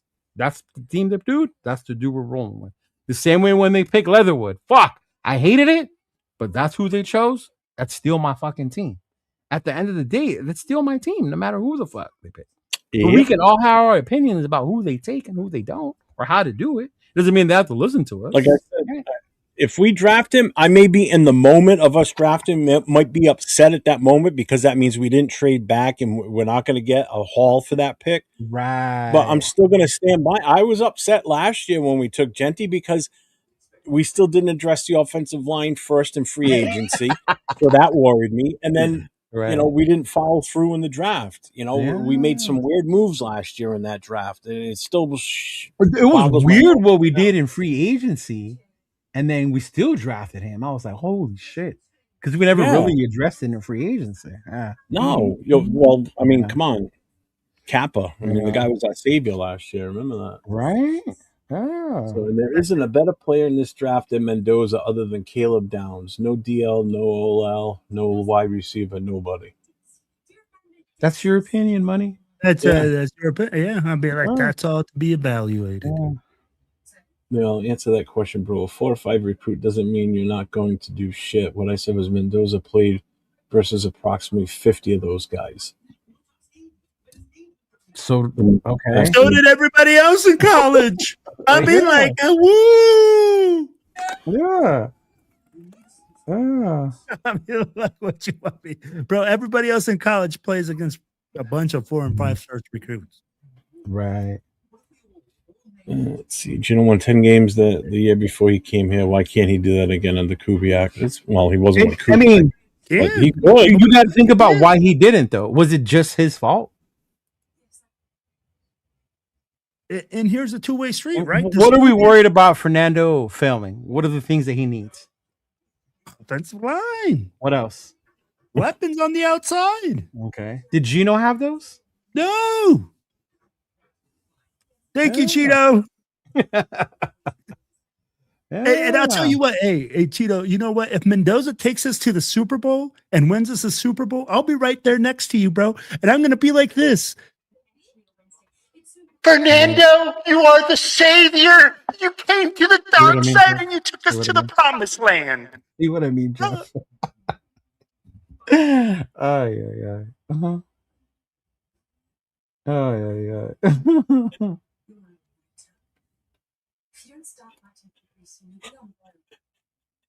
I muted him. He keeps trying to mute himself, but unmute yourself.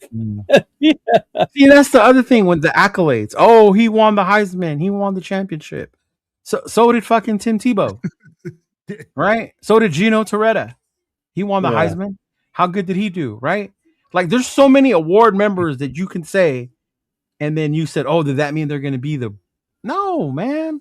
Y'all need to stop putting so much emphasis on that shit. And I don't care what y'all say. The Heisman ain't what it used to be.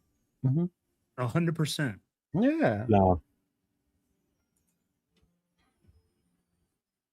But not everyone went undefeated. Tommy, look up Tommy Frazier, bro. Hey, can we look up that undefeated? I didn't know one player goes undefeated. I thought that was a team accolade. Exactly. Rachel has been listening a while at work. What up, D-Menace? My guy, D-Menace. We're making your night go by while you're at work. That's my dog. That's my dog. Yeah. I guess the thing with me with the coaches is I'm not saying I'm being a Debbie Downer, but I'm not going to get excited until I start to see the players that we bring in here that are going to fit this system. Yeah. Mm-hmm. I'm going to say something different. I'm going to go until I see some player development. Until I see some players being developed and the scheme that they bring in. Right now, I feel like we have a ton of potential. We are like a ton of potential at the coach's spot. Yeah. But nothing is proven. So that's where I go like, hey, coaches have a lot to prove. So I'm excited. I'm really excited to see what Leonard can do. I'm really excited to see what Jacob could do and Kubiak could do with our offense. But until then, I'll be like, I want to see some player development. I want to see guys get better. Where's the flag on the play? Flag. Do you mean to tell me the Seattle Seahawks built that team around Sam Darnold?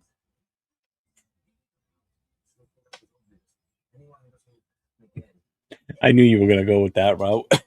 Because I'm trying to think of the best way to put that. The Tampa Bay Buccaneers build their team around Brad Johnson. Did the Baltimore Ravens build their team around Flacco? Around Trent Dilfer. And Flacco. Right? No. So, yes, it can be done. Patriots didn't build it around Tom Brady. He inherited that team. Tom just happened to be that fucking good. There could have been any backup to Drew Bledsoe that season. I wouldn't know any because that dude. I know you hate him. Yeah, I wouldn't say any backup because that dude did some shit that you were like, "What the fuck?" Yeah. Okay. You said never. See, Money Truck always likes to switch the needle. He says to tell him how many don't. I just showed him 3, and then now show me more. Right? Come on, man. The Chiefs were being built before Mahomes got there. Just so you know. Alex Smith was their quarterback, and they couldn't get over the hump. And then Mahomes showed up and took them over that hump. Bro, I ain't never seen a team build around a quarterback ever. The Tampa Bay Buccaneers that beat the Chiefs. Did they build around Tom? Or was that team built and Tom was inserted? He was inserted. Bro, it's Rare 5. To think, bro, the Kurt Warner with the Rams. Ooh. Did they build around Kurt Warner? Or did Kurt Warner just that team was built? Their quarterback got hurt, and Kurt Warner made the most out of it. Did they build around Kurt Warner, Cheeto? Yeah. No, did they go like, Kurt Warner, you're going to be our guy? I mean, they did once they saw he was the guy, but yeah. Yeah, I mean, like, I bet that's the first thing they thought about when he was at the grocery store loading up the stuff, and they're like, oh, yeah, that guy's going to win us a Super Bowl next year. Yeah. There you go. So that's 6. That's 6 we named.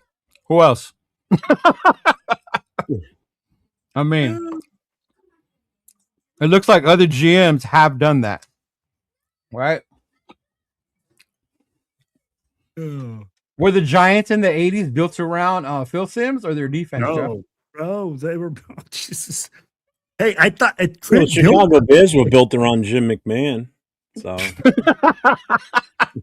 hey, the Baltimore Ravens were built around Trent Dilfer. Right. So, I mean, how many teams? The 1985 New England Patriots were built around their 35-year-old Steve Grogan quarterback. Steve Grogan, right? They've been there for years. Were the 83 Raiders built around Jim Plunkett? Jesus. Yeah, see, the Rams weren't built around Kurt Warner. No. Yeah. Oh, so now he wants to change the question. Oh, we just told you GMs that didn't build around the quarterback. And now you're going to pout and be like it or not, we're taking him. I get it. Whether we take him or not, we take him. I'm going to be fine with it. This really starts to sound sometimes like one of these political debates. Right? As soon as somebody asks a question and you expect an intelligent answer, you get it. But then the other side's like, oh, what do you know? And they walk away all mad. It's like you can't win no matter what, man. No, the Giants offense of the 80s their strength was the defense. Yeah. The offense had one job: run the ball and don't turn it over, Phil. When Hostetler took over, that's what he did. Yeah. How did that Miami Dolphins team do building around Dan Marino? Oh, why you got to go there? I like Dan Marino. I know, I did too. That'd be like they obviously got a fistful of Super Bowls, right? The one I will say he did build around, and it's only because I watched the 49er documentary, was Walsh built around the quarterback. But Walsh drafted his guy. He drafted his guy. And he had a vision for his guy, just like Kubiak and every other fucking organization in the world. They don't go like, oh, we're going to draft this guy and then build. They have a freaking vision of what their offense needs in that position. Right.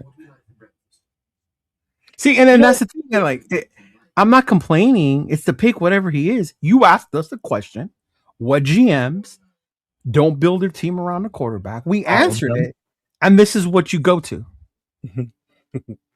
right? Like, I just like being on this side with Leo this year, because last year we were butting heads with the whole Shador thing and all that stuff and everything. You know, not everyone's perfect. You know what? I thought for sure you were going to be all over the Mendoza thing and be okay with it. And then when you first took your first take on the first show we did about it, I was like, oh, okay then. I got an ally this year. All right. I get it a lot. And then when Nate Everyone had his say, I'm like, oh shit, I got 2 allies. And then we'll join the fucking party too. Yeah. Like, all right. Yeah. And the thing is, it's not like that I don't like Mendoza. Exactly. That's what I have to keep saying, but people don't hear it. They still sit there and go, you don't like him. It's not what I said. Right. And if he's the pick, he's the pick. That's not even what we started talking about. Yeah. We were asked questions about it. Oh, man. And the people that don't like our opinions get mad. Right. Yeah. It never ends. To explain the Donald point, he washed out in New York because of no O-line. You build your fence, then he didn't say teams don't build around. You said to tell you what GM doesn't build around a quarterback. You can build a team either way, bro. You can build a team around your quarterback, or you don't have to. It depends on what they want to do. Yeah. Mm-hmm. Will says so. And it's not even that I don't like him, bro. It's not that I don't. If we land him, we land him. Right? I just don't think we should be so close-minded to be like, hey, you have to get this guy. There's no other route. Yeah. I want to know. When's the last time a fucking coach has come out and said, I'm going to build my team around the quarterback, this player right here. That's what I'm going to do. Instead of saying that I'm going to build this team around a system and a program that they do. I want to know the last time a fucking player. Bengals. Joe Burrow?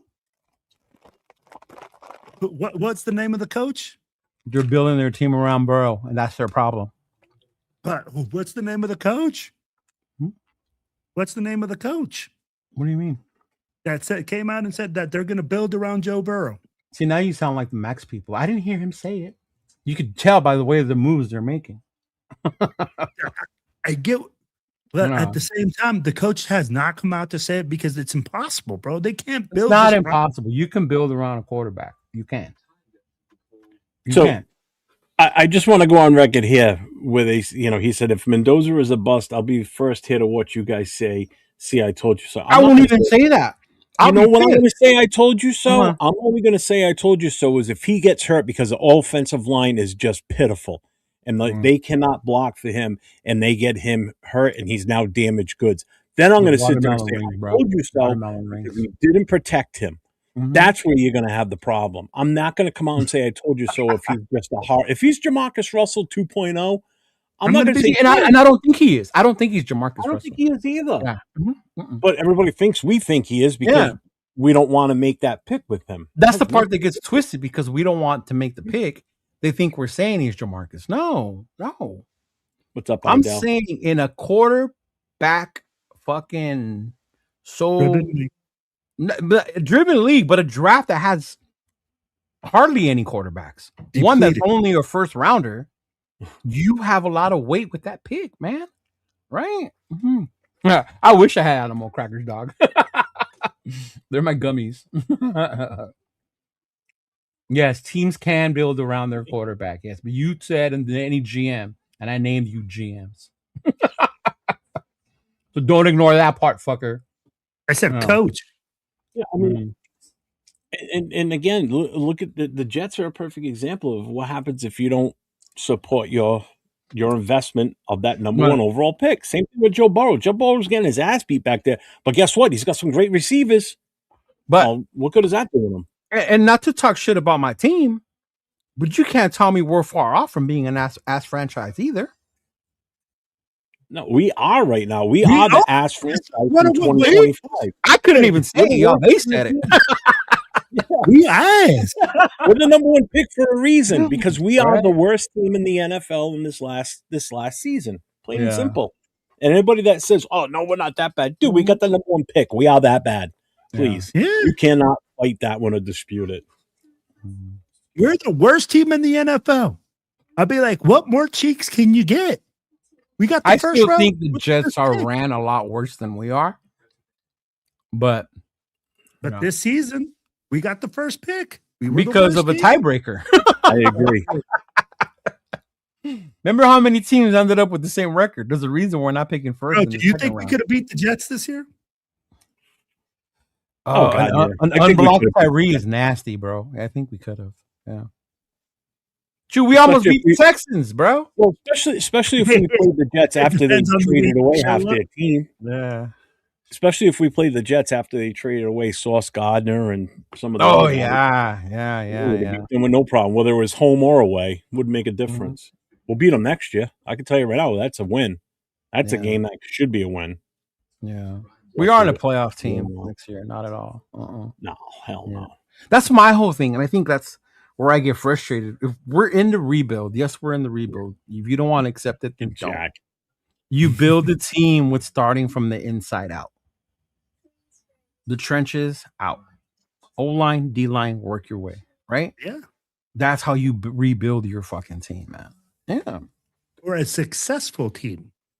Yeah. So Purdy, and I don't need the coach to come tell me that, though. I know that as a fan.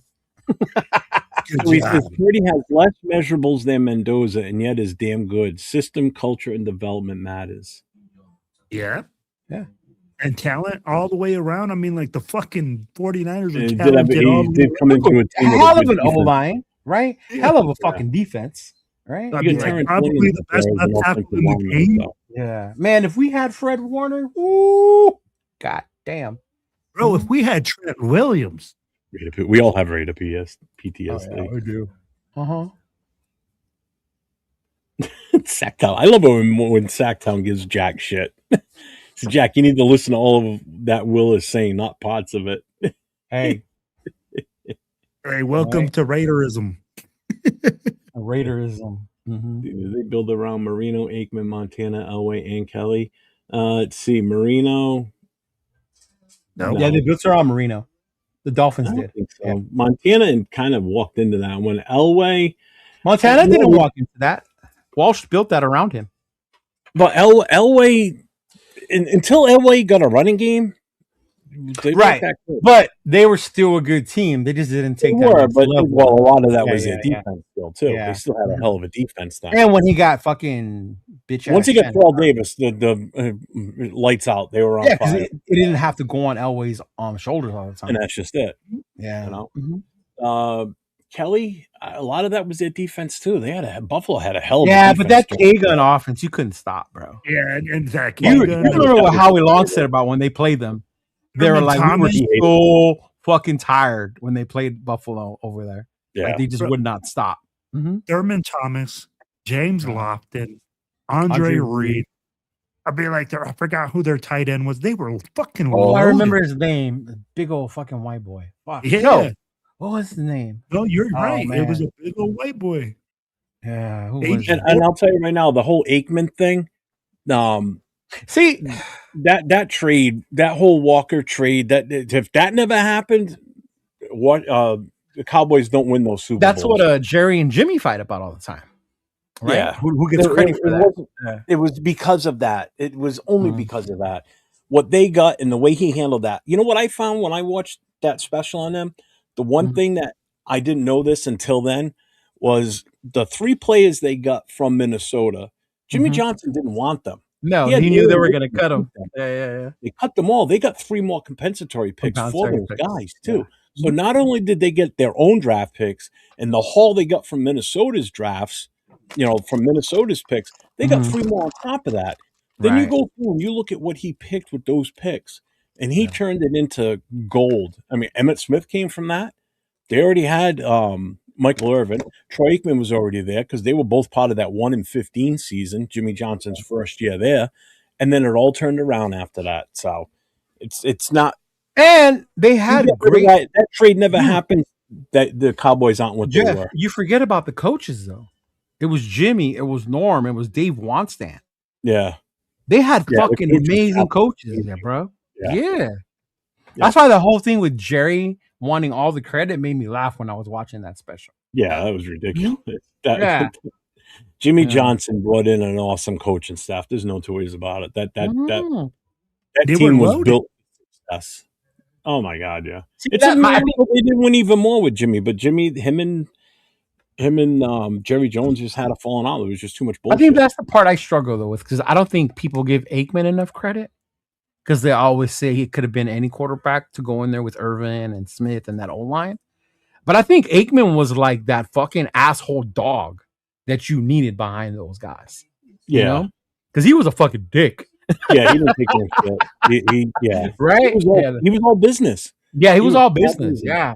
Mm-hmm. I'll tell you like one thing about Aikman. He was a horrible fantasy quarterback. God awful. I didn't play fantasy. I didn't play fantasy. We were doing fantasy football because we started fantasy football in my original league back in '91. God, bro, I was still playing. I was 8. Yeah, I was playing with marbles. We were doing just touchdowns. That's all we were doing. Because I mean, you didn't have access to the stats until the next day, and we started a few years after that, getting into other stats. But mostly it was touchdown. Yeah. And it was funny because even though I saw the documentary, I knew that Aikman was that guy because the way I saw him fight with Barry Switzer when Barry got there. Because my uncle was a big Cowboy fan, and we used to look at that like, bro, this dude and Troy are not getting a fucking along, man. Like, they are not getting along. Mm-hmm. Yeah. Oh, yeah. Well, and it doesn't help the personality on that team. The personalities, like Michael Irvin and Troy Aikman would be the two most polar opposites of each other. Yeah. When they were playing, and even now in life. I mean, Michael's so outgoing. Troy Aikman is very reserved. I mean, just watch him when he's doing the Monday night games. Yeah. You know, he's not outgoing like a lot of these other guys are. Even Emmett was a bit more reserved than Michael. Michael was the one who told you about the parties, right? Bro, Michael still looks like he's going to the club on Saturday night. Have you seen Michael Irvin on the sidelines in the U games? Like, Michael's still Michael, man. Bro, so I saw Michael Irvin walking down. What up, 805? What's going on, Super Bowl was in Phoenix, right? Bro, Yeah. I'm telling you, bro, my wife recognized him. She's like, Will, I think that's Michael Irvin walking right next to you. Mm-hmm. I turn and I look, bro, that dude looks like a fucking pimp walking down the street. Oh, yeah. His suit.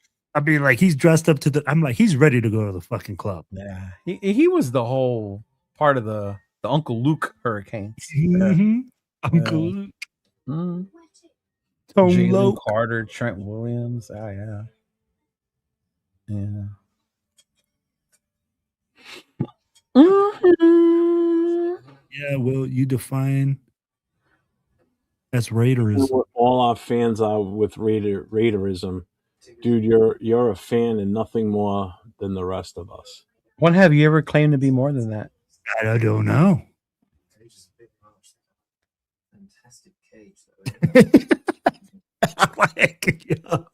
We're confused. But all right, buddy Chuck. Right.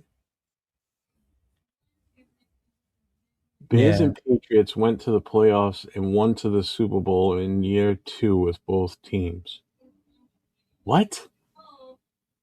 He's talking about last year. The Bears and the Patriots, because they both drafted Caleb and Drake the same year, had horrible years, and then in year 2, one of them went to the Super Bowl. Yeah. So, Jack, what are you saying? That we're going to do that next year? Is that what you're predicting? That's the hope. That's the hope that people have by us doing this. Yeah. And that's where I said the other day that's where you can't walk into the season setting our expectations up here, because automatically when we don't meet them, everybody's going to be down here because that's where we finished, and they're going to be like, fire that coach. He sucks. They only won 1 game. They only won 2 games. The same thing happened last year, right? We got Pete. We finally have but Pete walked in here saying, I win games. I'm predicting. You're not going to hear people use the past as that's what's going to happen. Yep. Right? Going back to look. Yeah. As far as I'm concerned, Kubiak gets a pass. Outside of going and killing somebody, Kubiak gets a pass this year. I don't care if we don't win a game. Okay? There's things I want to see that shows progression that won't result in wins. All right? And that's going to be, just the way the team is. I want to see maturity. I want to see progression. I want to see things different on the field. I want to see the team getting along. Can we develop the talent that we have on the field and not see regression? Right? Yeah. That's what everybody wants. I just don't get your whole post on that last message. None of us did. So it's not just like one of us is saying it. All 3 of us are kind of like, huh? So, oh my God. I can't believe that. You see 7 of the Suns, what he said about Charles Haley? Oh, wait a minute. What's up, 805? What's up, brother? Where is it? Down I'm towards way the bottom. behind. Yeah, you are.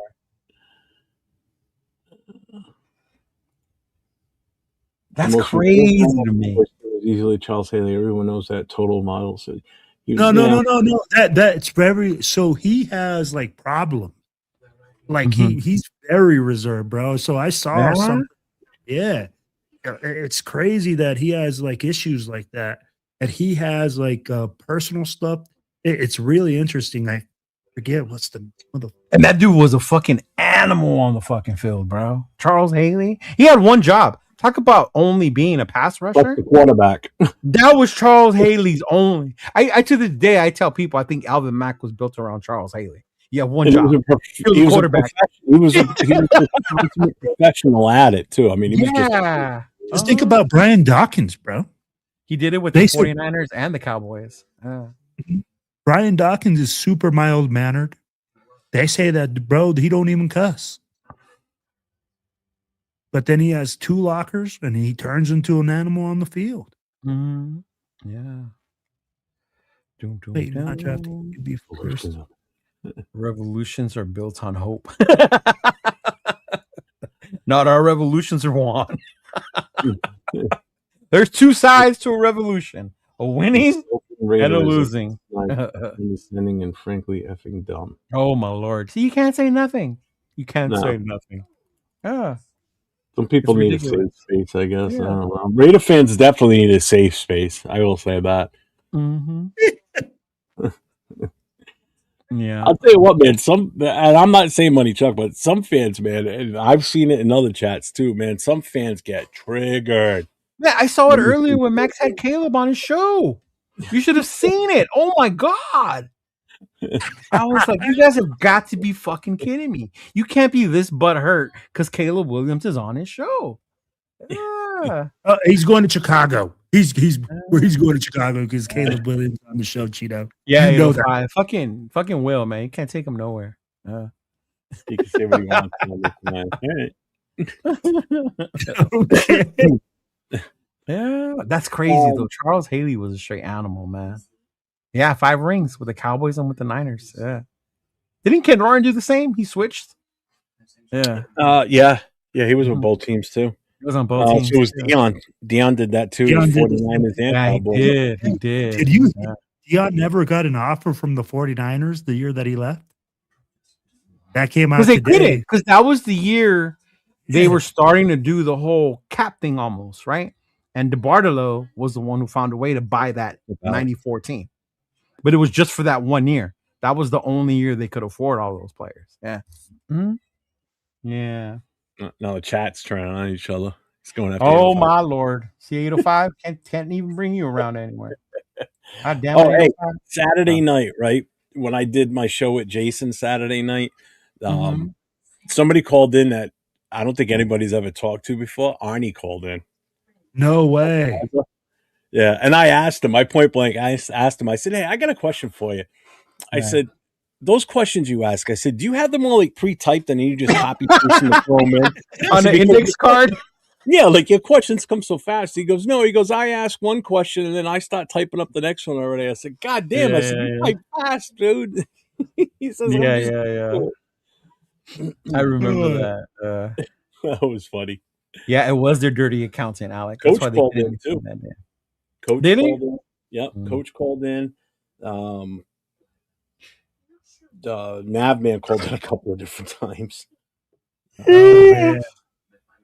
Rorschach called in. Bueno called in Friday night, I think it was. But yeah, it was fun. That was a good show. See, Haley was. Did Dixon call or was Dixon? He didn't call. Look, and then he says people insult him. See what I'm talking about? Yeah, look. I just saw it. And then he wants to be the first one to talk shit when somebody says something. 805, y'all, out of all people, is probably the most respectful dude out of our entire circle. Yes or no? Right? And I'll tell you what, when he talks about Mendoza like he has in the past, he didn't get reactions in his chats like we do, that's for sure. Right. I mean, he gets them, but not like this. This is Bro, this this is the insane. That's what I'm saying, right? I need my safe space. Want to get mad about insulting, and you're insulting 805, bro. What the fuck did 805 do to you? If anything, that question was directed at Will. Yeah. But hey, I'm the bully. I'm the bully, right? I'm the mean guy. Jeez, bro. Son of a bitch, Leo. I know, man. You're an 805, asshole, y'all. 805. Right? Jesus Christ. 805 never said shit about anyone. Unless you meet him in person and we're having a few drinks. Hey, did I generalize? Hey, did I generalize? Bro, or it don't did I even say- matter how you say it, dog. People are gonna take shit the way they want to. That's why Max, just don't say nothing no more. Oh, jeez. Let's not go back down that road. You know, 'cause, you know, Whether Max wants to leave the team or not. Okay, yeah, we can go back on that. Yeah, you know, shoot. See you, Max. Bye. Right? Oh, wow. Now he's telling you too, but jeez, man. Right? Okay. Sure. He Okay. doesn't want his mouth. Exactly. That's what I'm saying. Right. Exactly what 805 said. Right Exactly. here. Did Will piss off? Question. Right? Damn you, Will. Can't you behave yourself? So Talk about thinking the world revolves around fucking you, bro. Mouth? I don't get it. No. He wants an asshole. I'll give him an asshole. Talk about you thinking the world revolves around you, right? That shit had nothing to do talking to you. That shit was to Will, bro. Woolly bully. Right? Jesus Christ. Yeah. Right. Yeah. I'm just saying, like 805 out of all people. Yeah. Jam, bro. See? Watch out, Adele. He's gonna come after you now. Right? You're gonna get a STFU. Oh, man, oh, watch out, man. Oh my lord. Damn, bro. I'm telling you. Claws are out, man. Yeah. Oh no, I'm a goldfish. My feelings are hurt. I'm gonna call my therapist. All right, hey. That sounded very condescending. Why you gotta be a goldfish? Right? Oh man. Oh man, I mean, everybody's busting out the sound effect. Right? Which of these Raiders on final year of contract will stay on the team? Wilson, Tucker, McMahon, Chin, or Kappa? Mayor. Mayor or Chen? I think Mayor stands. I don't know about Chen. I think this is gonna have to be approved for Chen. You Kappa, think no. approve it for Chen? Yeah. Yeah, Tucker depends on the what you call it, on his production on the field, bro. Yeah, and how he actually folds into the system, right? How he adapts, and I mean, like his game style is totally different. Right. Oh. 805 quick. Rocco bully. Quick basic topic, I think, when you popped in was: do you build the O-line first, or do you build around your QB? I think it just depends on how you do it. I think it doesn't have to be one way or another. So, and I'm not, and I'll tell you what. Let me ask you guys this: if you draft Mendoza, does Mendoza necessarily have to start? I mean, like for me, if you don't believe that you don't have the pieces around him, you put him on the bench. Say, hey man, ride the bench for this year.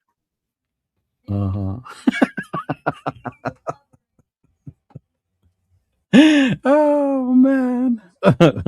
Now I talk down to people, right? Okay.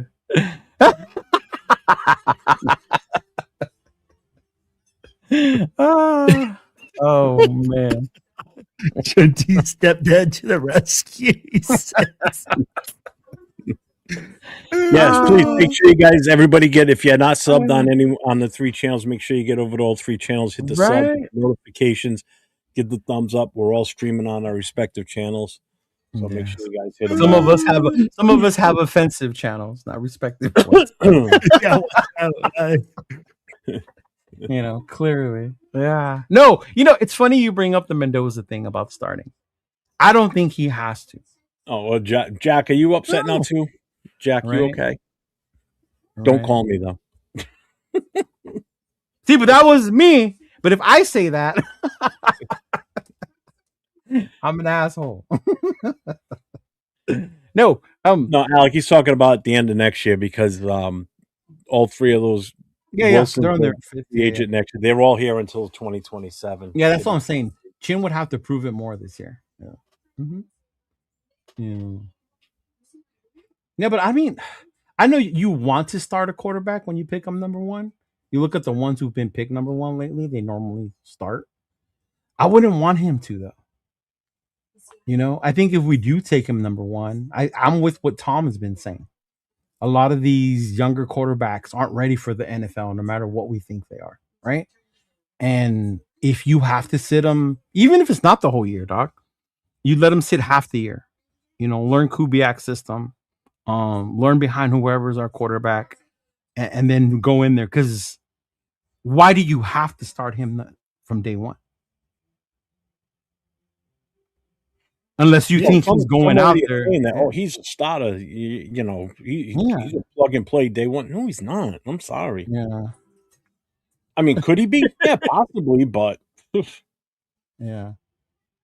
Ideally, based on what Tom has said, I don't think it's the right move to do. Yeah. Huh? I think it's the right move to do to sit a guy and give him the ability to learn.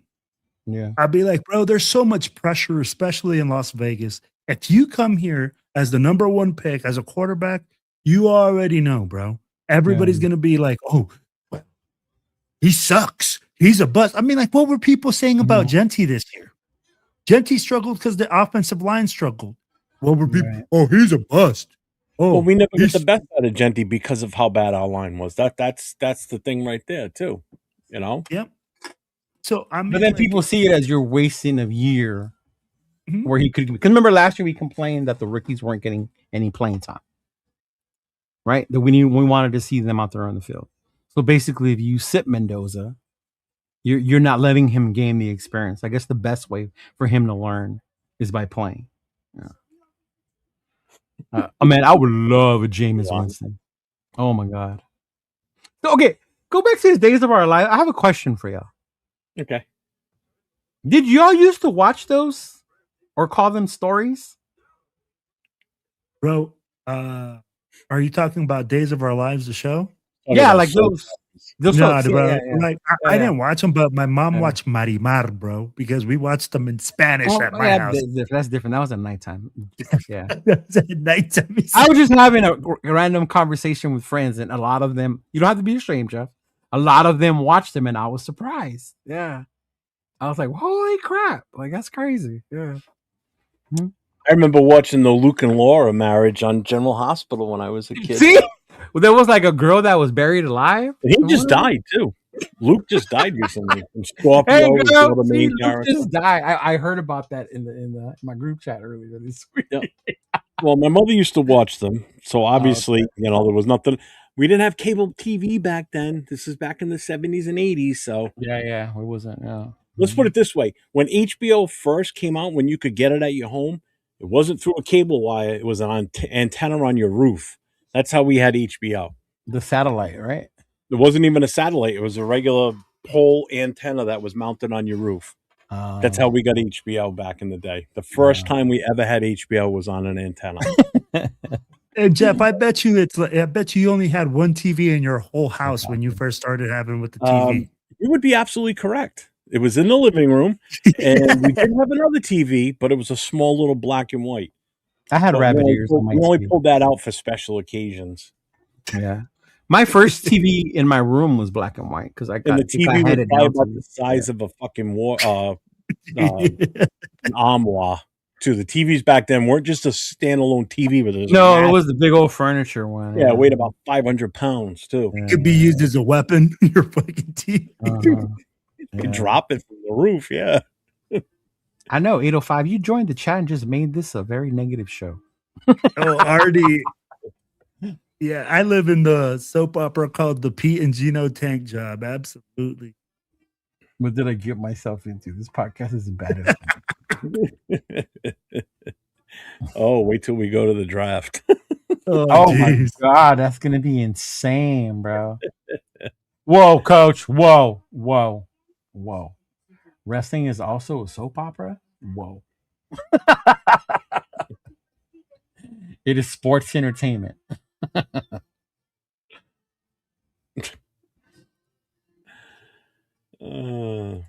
Rabbit ears. Some of the best actors in the world are wrestlers. Oh yeah, bro. Are you kidding me? Yeah. Well, that's why it's such. In all honesty, that's why it's such an easy transition for some of these guys to get into doing movies and such. Like Baptista, I think he's an awesome guy. Did you watch his movie, No Mercy, with Momoa? Jason Momoa? Oh, it was awesome. It was that so shit good. was awesome, right? It was so good. Oh my God. Yeah. That shit was so awesome. I heard a rumor that they're trying to get the two of them on the next season of Fallout, the TV show on Prime. Oh, really? Did you watch it at all? Did you ever play Fallout? I played Fallout, but I never watched it. I played the shit out of Fallout. Yeah. I love the series. It's freaking awesome. Yeah, but there's talk about them possibly being on either next season or maybe the season after. But yeah, that movie with the two of them, they are awesome together. They're fucking hilarious, bro. Yeah, they are. Yeah, they are. Let's see. What's up, Anthony? What up, Estrada? What are you saying? My favorite coach is who? Channel 68 in Boston in the late 70s. My favorite coach ever is not Gruden, bro. Damn. I don't find. Oh, yeah. It is not Gruden. Who do you think my favorite coach ever is? AP. Your favorite ever? Yeah. Tom Flores. Before your time or during? You can say during. Art Shell? Art Shell or Del Rio? Oh. Lane Kiffin? No, it was Flores. Yeah. Flores. Because I grew up in LA, that's why I used to go watch. You're a fucker, bro. That's the first one I said, and you didn't say nothing. Well, because you said in my time frame. Historically, it is my shirt. But that goes beyond just Raider football. It goes into my love is football as a game as well. Yeah. Mm-hmm. Hugh Jackson was one of my favorites. I was gonna say, I remember you talking a lot about Hugh Jackson, how much you liked him. Hugh Jackson was one of my favorites. Yeah. Yeah. Mm-hmm. The first time Art Shell was one of my favorites. The first time. Yeah. One reason I'm a raping, they'll tell me how to fan money, Chuck. Jesus Christ.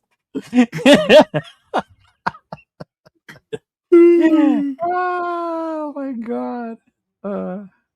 That's his dude. I'll never forget. Like, yeah, that's how you know when you're a fan of a player. The way fucking 805 celebrated Adam Butler. Oh my God, that was awesome. You know you're down for a fucking player. Yeah. That was. You know what? I need to go back and clip that. Yeah. Oh man, that was a classic right there, bro. That was awesome that night when he came in. To me, that was about as classic as when he lost his shit when JT was going off about how Ashton was gonna run through the AFC West, and then 805 just there rolling his eyes. Oh, when you guys were at the draft party? We were at the draft party, yeah. How'd that work out for him? Not too good. Oh man, I did, Ja. I watched the new Mando trailer. I did. Yeah. Oh, my favorite Raider. Everyone knows that one, Arnie. Yeah. Mm-hmm. It's Tim Brown, bro. Yeah. That was when I had my what is it? We'll call it my moment. I had my moment when I met Tim Brown. It was like he was walking on clouds.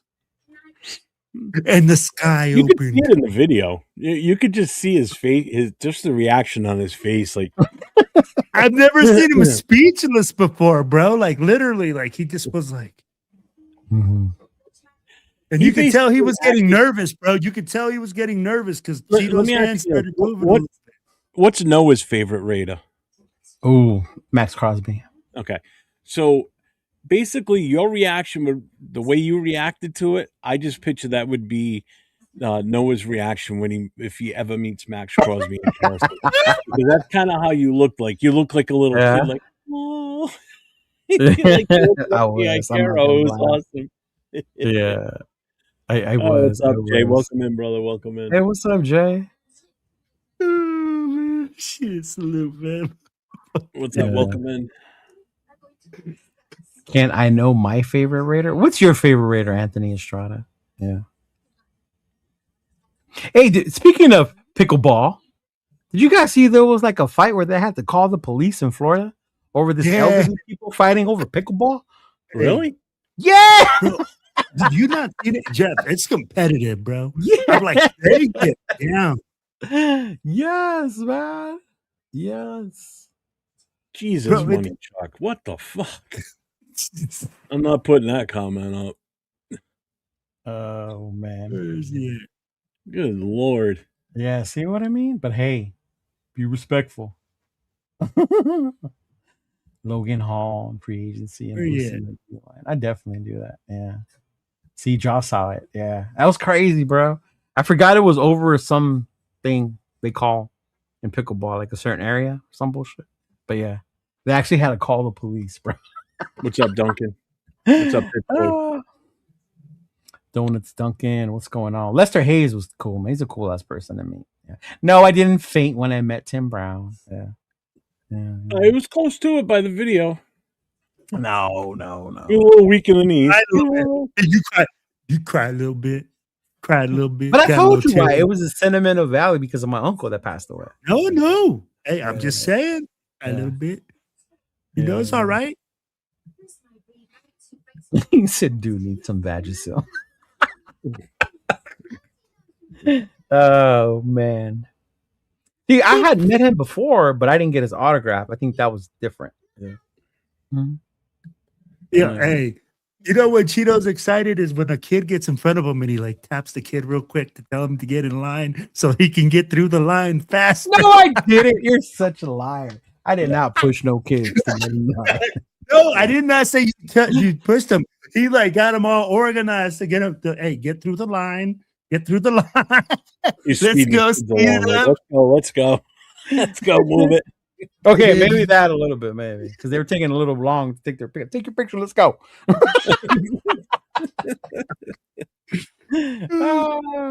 I get you doing that too. It's like, hey, kid, let's go. The worst part is when they take a picture there's like 4 cameras. I don't even know. They don't even tell you, look at this one. They're just picture, click. There's 4 cameras. Yeah. I did shed a thug tear. I did. It's funny you say the thing about the kids though, because when we met Rich Gannon, so I can get his autograph, it's one person goes up with the jersey and gets the thing. Noah thought he was gonna go up there to get the autograph. No. My fuck. Noah did not go up there. It was for me to go up there. You don't even know who the fuck Rich Gannon was. That was different. I took him to meet Tyree. He got excited when he met Tyree, but Rich Gannon was different. Yeah. Oh my god! He's like, hey, you get the ticket, stand in line. As soon as the ticket gets called, Cheeto runs up to the front. Hey, Noah, go to the back. Nah, I wouldn't do that to him. Nah, he was standing on the side. Oh, he was standing. Yeah, I had bought him a drink or something. He was just waiting. Hey, man, and I'm tell you what, I've seen some Raiders fans do that, bro. I've seen some Raiders fans literally go to an event and the kids are waiting in line. And I'm like, what is going on here? I see a little man here, but I don't see no adult. It's crazy. Oh, when they put their kids in line or whatever to get the autograph? bro. Yeah, I would never do that with Noah. If I put Noah in front of me, it's for him to meet the player and he gets to keep whatever he gets. Yeah. No, I agree with you. I mean, like if I put my kid in the same position, I'm doing the same thing. But I'm just like, damn, man, some people are pretty wild with, you know what I mean? Yeah. Dave Casper, who just died? Somebody said my favorite player just died. Oh, DJ Hayden passed a while ago, right? Yeah. Yeah, DJ Hayden was a while ago. Yeah.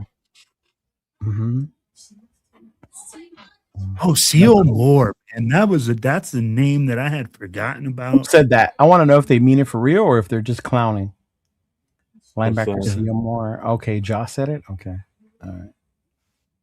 George Atkinson. Yeah, his kid actually went to Notre Dame. GA. Yep. GA the third. I got to meet his kid. GA the third. Yeah, I always want. He was my preseason hero every preseason. The way Turf was with what's his name? Oh my God, McCormick. Remember the way Turf was? God, yeah. McCormick, My God, McCormick? he loves McCormick. That's how I was with GA3. Yeah. Yeah. Oh, see, that's his son, placeholder Jones. That's fucked up. Shit. Yeah. Darren McFadden was. I like Darren McFadden too. Mm-hmm. Yeah. Run DMC was the dude, man. That was when I learned about turf toe. I had no idea what turf toe was. Damn that fucking turf toe. Yeah. You didn't know about it until McFadden? Yeah. Huh. Yeah. I didn't know how serious it was. Like I heard it, but I didn't know how serious it was till McFadden got it. Yeah. That's what ended Jack Ham's career was turf toe, and that's back in the 70s, 80s. Yeah, dude. You can remember those fields back then was just basically a concrete slab with AstroTurf put on it. Yeah, I remember that fake. That same shit you can go to Home Depot and buy to put in your backyard that makes it look like a nice green grass. Yeah. That shit was bad. Like the worst fields were Pittsburgh, Philadelphia, the old Vet. That field was notorious for that. That was so bad at the Vet that you could see the seams from the stands on the field. Like guys would get tripped up over it. The carpet? Yeah. I'd actually gone on the field at Foxborough at the old stadium when they still had that stuff. And I remember, actually feeling it and everything. It's like, my God, how do these guys play on this without getting hurt? But dude, it'd be no different than playing football on the fucking street. Yeah, I remember those fields. My grandma had some of that shit. Oh, the Vet in Philly was just nasty. Dude, Todd Christensen, he was on American Gladiators. Remember that, Joe? That motherfucker was on American Gladiators. So I forget what show I was watching on YouTube. They were talking about tight ends, and they said, who do you think's the greatest tight end ever for the Raiders? And I said definitely Christensen, hands down. Our greatest tight end? Yeah. You probably get pushback from the Oakland Casper people, but yeah, I remember Christensen. I still would say Todd Christensen. Yeah. Just because he was athletic. Casper wasn't athletic. Like Todd Christensen. Casper was like that old school blocking big dude. That exactly. Here and there. Christensen was he was that receiver type, and he was like the wicked, like the safety valve during that era. Like you could count on him, being there when you need him. And he wouldn't line up on the outside; he would line up on the inside still, and still come out of that stance and go run around. Yeah. I just remember him with his uniform in the 80s and everything, with the way that the sleeves looked so big and windy and baggy and everything. It's like everybody else wore them tight and tucked up and shit. Yeah, his was all big and shit. Yeah. Yeah. Even Tim Brown was with his. The one thing that always stuck out with me was how he taped his fingers. Right here. Yeah, and it was like a web. He typed it. I'm surprised they never did anything with that. It was to protect his fingers from getting broken. Yeah, I know that. But sometimes if you watched when he taped it, he would tape a strip across his fingers so like his fingers could open up. It was almost like a web. But never got nailed for anything like that. Yeah, no. Because he said Jeff George used to fucking throw that shit in there super hard. Yeah. Yeah, I don't know. I don't know who's gonna want to trade for Gino, Arnie. Yeah. It's gonna be a tough one. Right? Bro, I'll be amazed if we can get a 5th round pick for him. I'll be amazed if we can get a. But aren't they supposed to switch the field at MetLife now because of the injuries like that happened over there? Like one of the new NFL rules is they have to switch those fields. I think so. Well, I know there's been a big push for natural grass on any of the open air stadiums. Yeah. Mm-hmm. Because the domes that aren't built like ours or Arizona, you can't put grass in those. You'd have to do some retrofit. You know, I think KC is probably going to. I think they're going to dome. I heard possibly with their new stadium. The one that's going to be in it's not in Missouri. Yeah, they're going to go dome. Yeah, they're going to go dome in Kansas. Yeah. I wonder if they're going to build the same thing where the field's on a tray that slides in and out, like Vegas. Yeah, and Arizona was the first one to do that. Yeah. That's how Vegas. I don't think so though, Jeff. I think that like if you talk about the area, I'd be like in the wintertime, you can't be rolling in and out. Why not? Oh, it's too cold. Kill your natural grass. See, now you got 805 over here talking shit. He never does that. Oh. Todd Christensen was cool, man. Yeah. Mm-hmm. I liked him. Another LA Raider with a mustache. Mm-hmm. We shall see if that stadium in Kansas actually. He actually looked like one of them old school porn guys with that mustache and everything back in the day. He did. That's why I said his stash. Yeah, I remember that fucking mustache. Yeah. Todd Christensen. I love how he used to quote poetry and all the shit too, because he was a weird dude, man. He was weird. Wasn't he on a sitcom? Bro. Yeah, it was on. No. It was just American Gladiators. Yeah, one of the Golick brothers used to be on. That was Bob Golick. That was on the Saved by the Bell one. Saved by the Bell, right? Yeah, yeah. The college years. Yeah. Mm. Yep. Who was the dude? Oh no, that wasn't. He wasn't a football player, huh? The guy, the dad. That was the dad on Webster. Oh, Alex Karras. Was he a football player too? Yeah, he played for Detroit back in the day. Yeah. Yep. He had the so glow haircut. He did have those curls, man. Oh shit. Yeah, Lyle Zeta was on a couple shows. I remember that. He was actually in a movie, that Maniac Cop. Maniac Cop. He did. Yeah. Yep. And Howie Long did a few movies. Howie had that. He was the Hollywood guy. We talked about that last time. We were talking about Winona. Yeah. Howie had a few. Even Bosworth had a series of movies too. OJ was in movies. He was in The Naked Gun. Did you see the most recent Naked Gun? No. Did you watch the one with, I heard I need to watch it though. I heard I need to watch it. My brother's surprised I haven't watched it. Oh, it's funny. It's funny because they I don't want to ruin it. Well, it won't really ruin it, but they've got pictures up of all the original Police Squad guys from the TV show and the Naked Gun movies. Yeah. So, you got like George Kennedy up there, Leslie Nielsen, O.J. Simpson, and and at one point they're all paying homage to him, and then there's a guy that's supposed to be O.J.'s kid, and they show the picture of O.J. and he's like, no, and he walks away from it. I was like, damn. Oh yeah, I gotta watch that one. Oh, Matuzak was on the Goonies. Yeah, he was. He even wore an Oakland Raiders t-shirt in the movie too. Yeah. Yep. That fake action movie in Major League. Hey, you guys. Hey. Ooh, baby woo, baby woo. Those Naked Gun movies were fucking so stupid, but they were hilarious. Well, they were just like when that movie Airplane came out. That's what's that was Kareem was on that shit. Remember? Yeah. Mm-hmm. Yeah.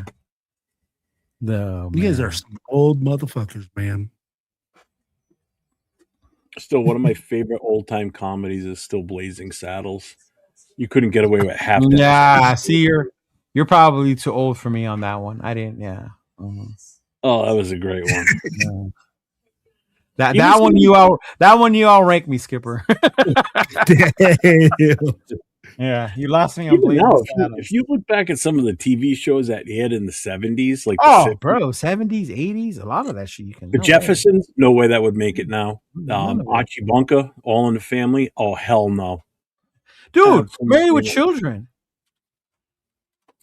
I think that would still possibly make it. The amount of people that would get TV, upset about fat shaming, right? True. A fat woman walking through the store today. I read something the other day about what's his name? Ed O'Neill. Do you know where his star is on the Walk of Fame? No. It's outside a shoe store. Legit outside a shoe store. My God, that's hilarious. See, that would be hilarious. Yeah, see, I remember the Police Academies. Those were one of the first ones I would watch. Oh, Bubba Smith was in that one. Yeah, Bubba Smith was in that one. Yeah. Yeah, Ben Davidson was in the original Longest Yard. Oh, the original. Yeah. Okay. The original, yeah. I'm like, I don't even know when that was made. That was with Burt Reynolds. Those are Burt Reynolds. Yeah. This one just wants to pretend he's young. He knows what we're talking about. He's like, the only one I know has Adam Sandler in it. Get the fuck out of here. Hey. And that one's got actual WWE superstars in it and football players in that. And football players. Yeah, it's got Michael Irvin. Yeah, the whole prisoner one. Kevin Nash, Steve Austin. When he gives him the estrogen, bro. Oh my God. When he gives him the estrogen. Men are not allowed to skirt chase in Hollywood anymore. Oh my gosh. Oh. Yeah, a lot of those old football stars were actors. Yeah. You don't see too many of them do that now. From Night Court. Oh my God. Yeah, you wouldn't see that shit now. Bro, Jim Brown started that, huh? Kind of like the acting after you start playing. Well, that's part of the reason why he left football too. To go do that. Yeah. He left football and he was in The Dirty Dozen with George Papad and all those. That was a great movie. I mean, not George Papad.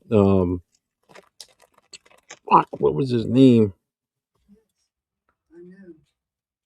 Shit. Charles Bronson was in that one too. That was a good movie. Dirty Dozen. That was good. I didn't know Carl Weathers was a Raider until way after.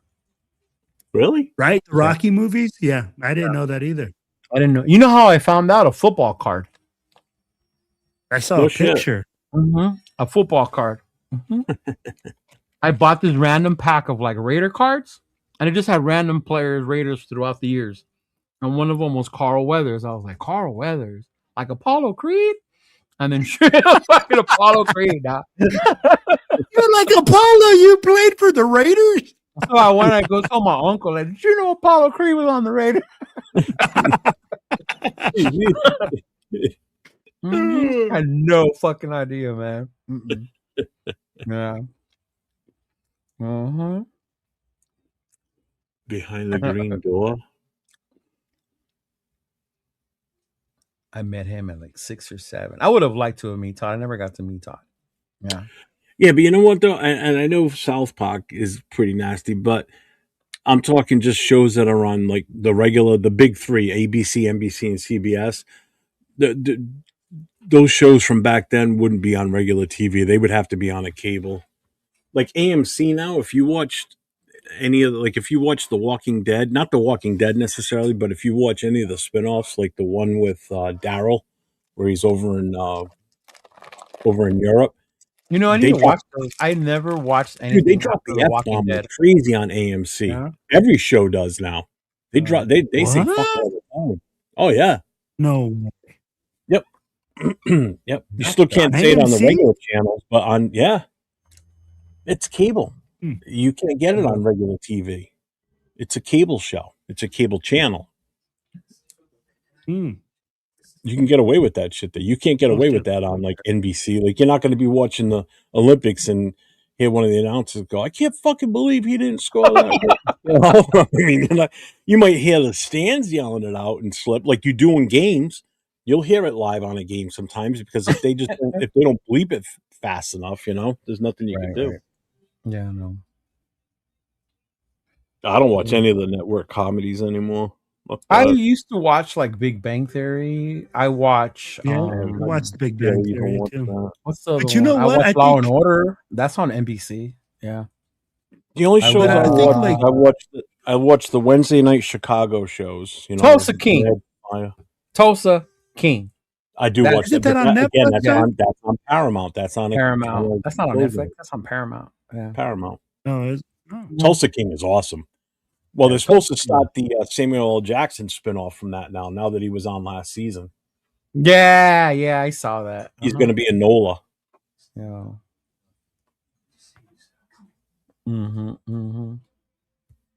Oh, damn. You guys ready to wrap it up? Yeah, Tulsa King was the shit. Tulsa King's awesome. That's such a great series. And it was funny because when it started, I was like, Stallone, how old are you? We're really going to go through a show where you're a badass? And then as you watch it, like, I guess we are. He said, Stallone, how old are you? That was my initial thought, bro. It was. Dude, he plays that role so good in that series. Fucking perfect. It's amazing how good he is on that show. Oh my god! You almost forget he's any other character he's played. Yeah. Now I just see him as that. Yeah. Playing a mob boss, basically. He's like a mob boss. And he plays it phenomenally. It's just awesome. I just love it. And I love his sidekick, the black kid, Tyree. His little protege dude. That kid is hilarious. I absolutely love him. He is funny. Yeah. Him and the guy that owns that runs the pot store. That runs the part store? Yeah. Yeah. That guy's such a dick. Yeah, I'm not gonna lie. I was a little hesitant. I'm like, what are we doing? And then I saw it. Oh, this is a badass fucking show. Yeah. But all right. Well, what do you got coming up this week? Anything? Yeah, man. I'll be doing another live Thursday. We'll be doing the Silver and Black Radio podcast, and you'll hear some more Fernando Mendoza, I guess, non-positive or positives, and then you guys had Steven on. Isn't he positive, Mendoza? Yeah, but you know what? Again, when we talk about it, right? People are like on the bandwagon where if you say anything that we need an offensive line too, he says it. He's like, hey man, I think Fernando Mendoza is a great player, but we need more pieces. No. And you know how people take it, bro. If you say that Fernando Mendoza with logic, because then you're being offensive. Yeah, because they think, you just should say, yes, we're drafting Fernando Mendoza number 1, and Fernando Mendoza is going to be the answer to everything, and we don't need any other players. Right. So yeah, man. I mean, like we just keep it real. We keep it a buck, and I mean, like that's what we do. And then I'll be doing a live on TikTok on Friday, man. I gotta watch Landman. My brother told me about Landman. I gotta watch Landman. Mm-hmm. Hey, 805. You got yourself in trouble. You just showed up into the chat. Right. Yeah, I'm telling y'all, man. Y'all don't be thinking 805 is like this real nice, And how dare you show up late and not know what is going on there, 805. Yeah. Y'all don't know the real 805, man. My Asian friend can get violent, y'all. Somebody said that in the chat the other day too with you guys. They're like, and that Asian guy, and I'm sitting over here watching the show, laughing my ass off. I'm like, they just called him the Asian guy. It wasn't you. It was someone in the chat that said it. No, it wasn't me that came up with it. It was when we did our thing, and then they were like, "Oh, your Asian friend." And I was like, "Yeah." Wow. Yeah. Leo, what do you got going on this week? Tomorrow with y'all. Mm-hmm. We got the connection show tomorrow, right? Yep. Yeah. It's your turn this week. Okay. I'll come up with something. You were last week, but I had to do it because I'll come up with something fun and engaging to knock this stuff off. Yeah. Mm-hmm. Yeah, so you'll catch Leo and I again tomorrow night, along with Nate, LV Rated 10, and this guy right here in the chat, Jay from Just Raiders Baby. 4 of us will be on tomorrow night, 10 o'clock Eastern, 7 o'clock Pacific. So make sure you check it out. And if you're not subbed to all 4 of us, make sure you sub to all 4, especially Nate. Get your asses over to LV Raider 10 on YouTube. How many is he at now? Hold on. He's at 220, I think. Is he at 220? I forget now. Hang on. LV Raider 10. I appreciate you, John. He's at 234. Okay. He's at 234. Yo, hey guys. Oh, real quick, I want to thank everybody because I just hit 407. I just went over 400. Appreciate you. Yeah. Good job. Appreciate y'all. Good. I was gonna say. Oh, and last week I had my little issue on Thursday. I had to take the wife to the ER, and Nate did a wonderful job going on by himself and doing the coast to coast. I wouldn't say wonderful, but yeah, he did a really good job. Cheeto is just aggressive with everybody. No, me and Nate were going at it earlier in our group chat. That's why. Yeah. So make sure you guys get over to Nate because he's planning on doing some solo stuff going forward, and I'll be on with him Thursday night, especially with the draft coming up. He's got a lot of fucking draft shit you can go over. And the combine starts next week, right? Yeah. What are we looking at for the dates here? That is February 23rd. So that is starts Monday. Shit. Alrighty. Actually, no, the actual, I think that's when they start showing up, but the actual stuff that's going to be televised is like Thursday, Friday, Saturday, I think, or whatever. Yeah, you got to look up the different positions when they go, stuff like that. I'm probably going to do what we did last year. Probably going to go live during the day, during the combine for certain skill sets or certain skill positions. Because I did it last year. We did it for each. So I'm going to do it again this year too, I think.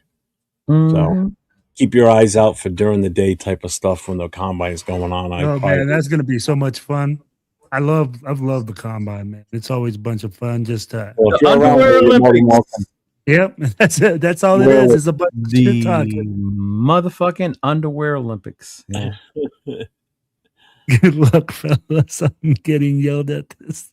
Yeah, and everybody that was around last weekend, Friday night is the No Huddle with open up to all 32 fans of all 32 teams. But Saturday night, myself and Jason doing the Raider Nation voices, where it's open phone lines. That was a lot of fun Saturday night for sure. So Friday night too. But remember when you guys call in, the phone number is 867-5309. That is a direct number to call in. 867-5309. But then he won't answer. Well, everybody, you have a wonderful evening. And as I always say, stay safe. Go Raiders.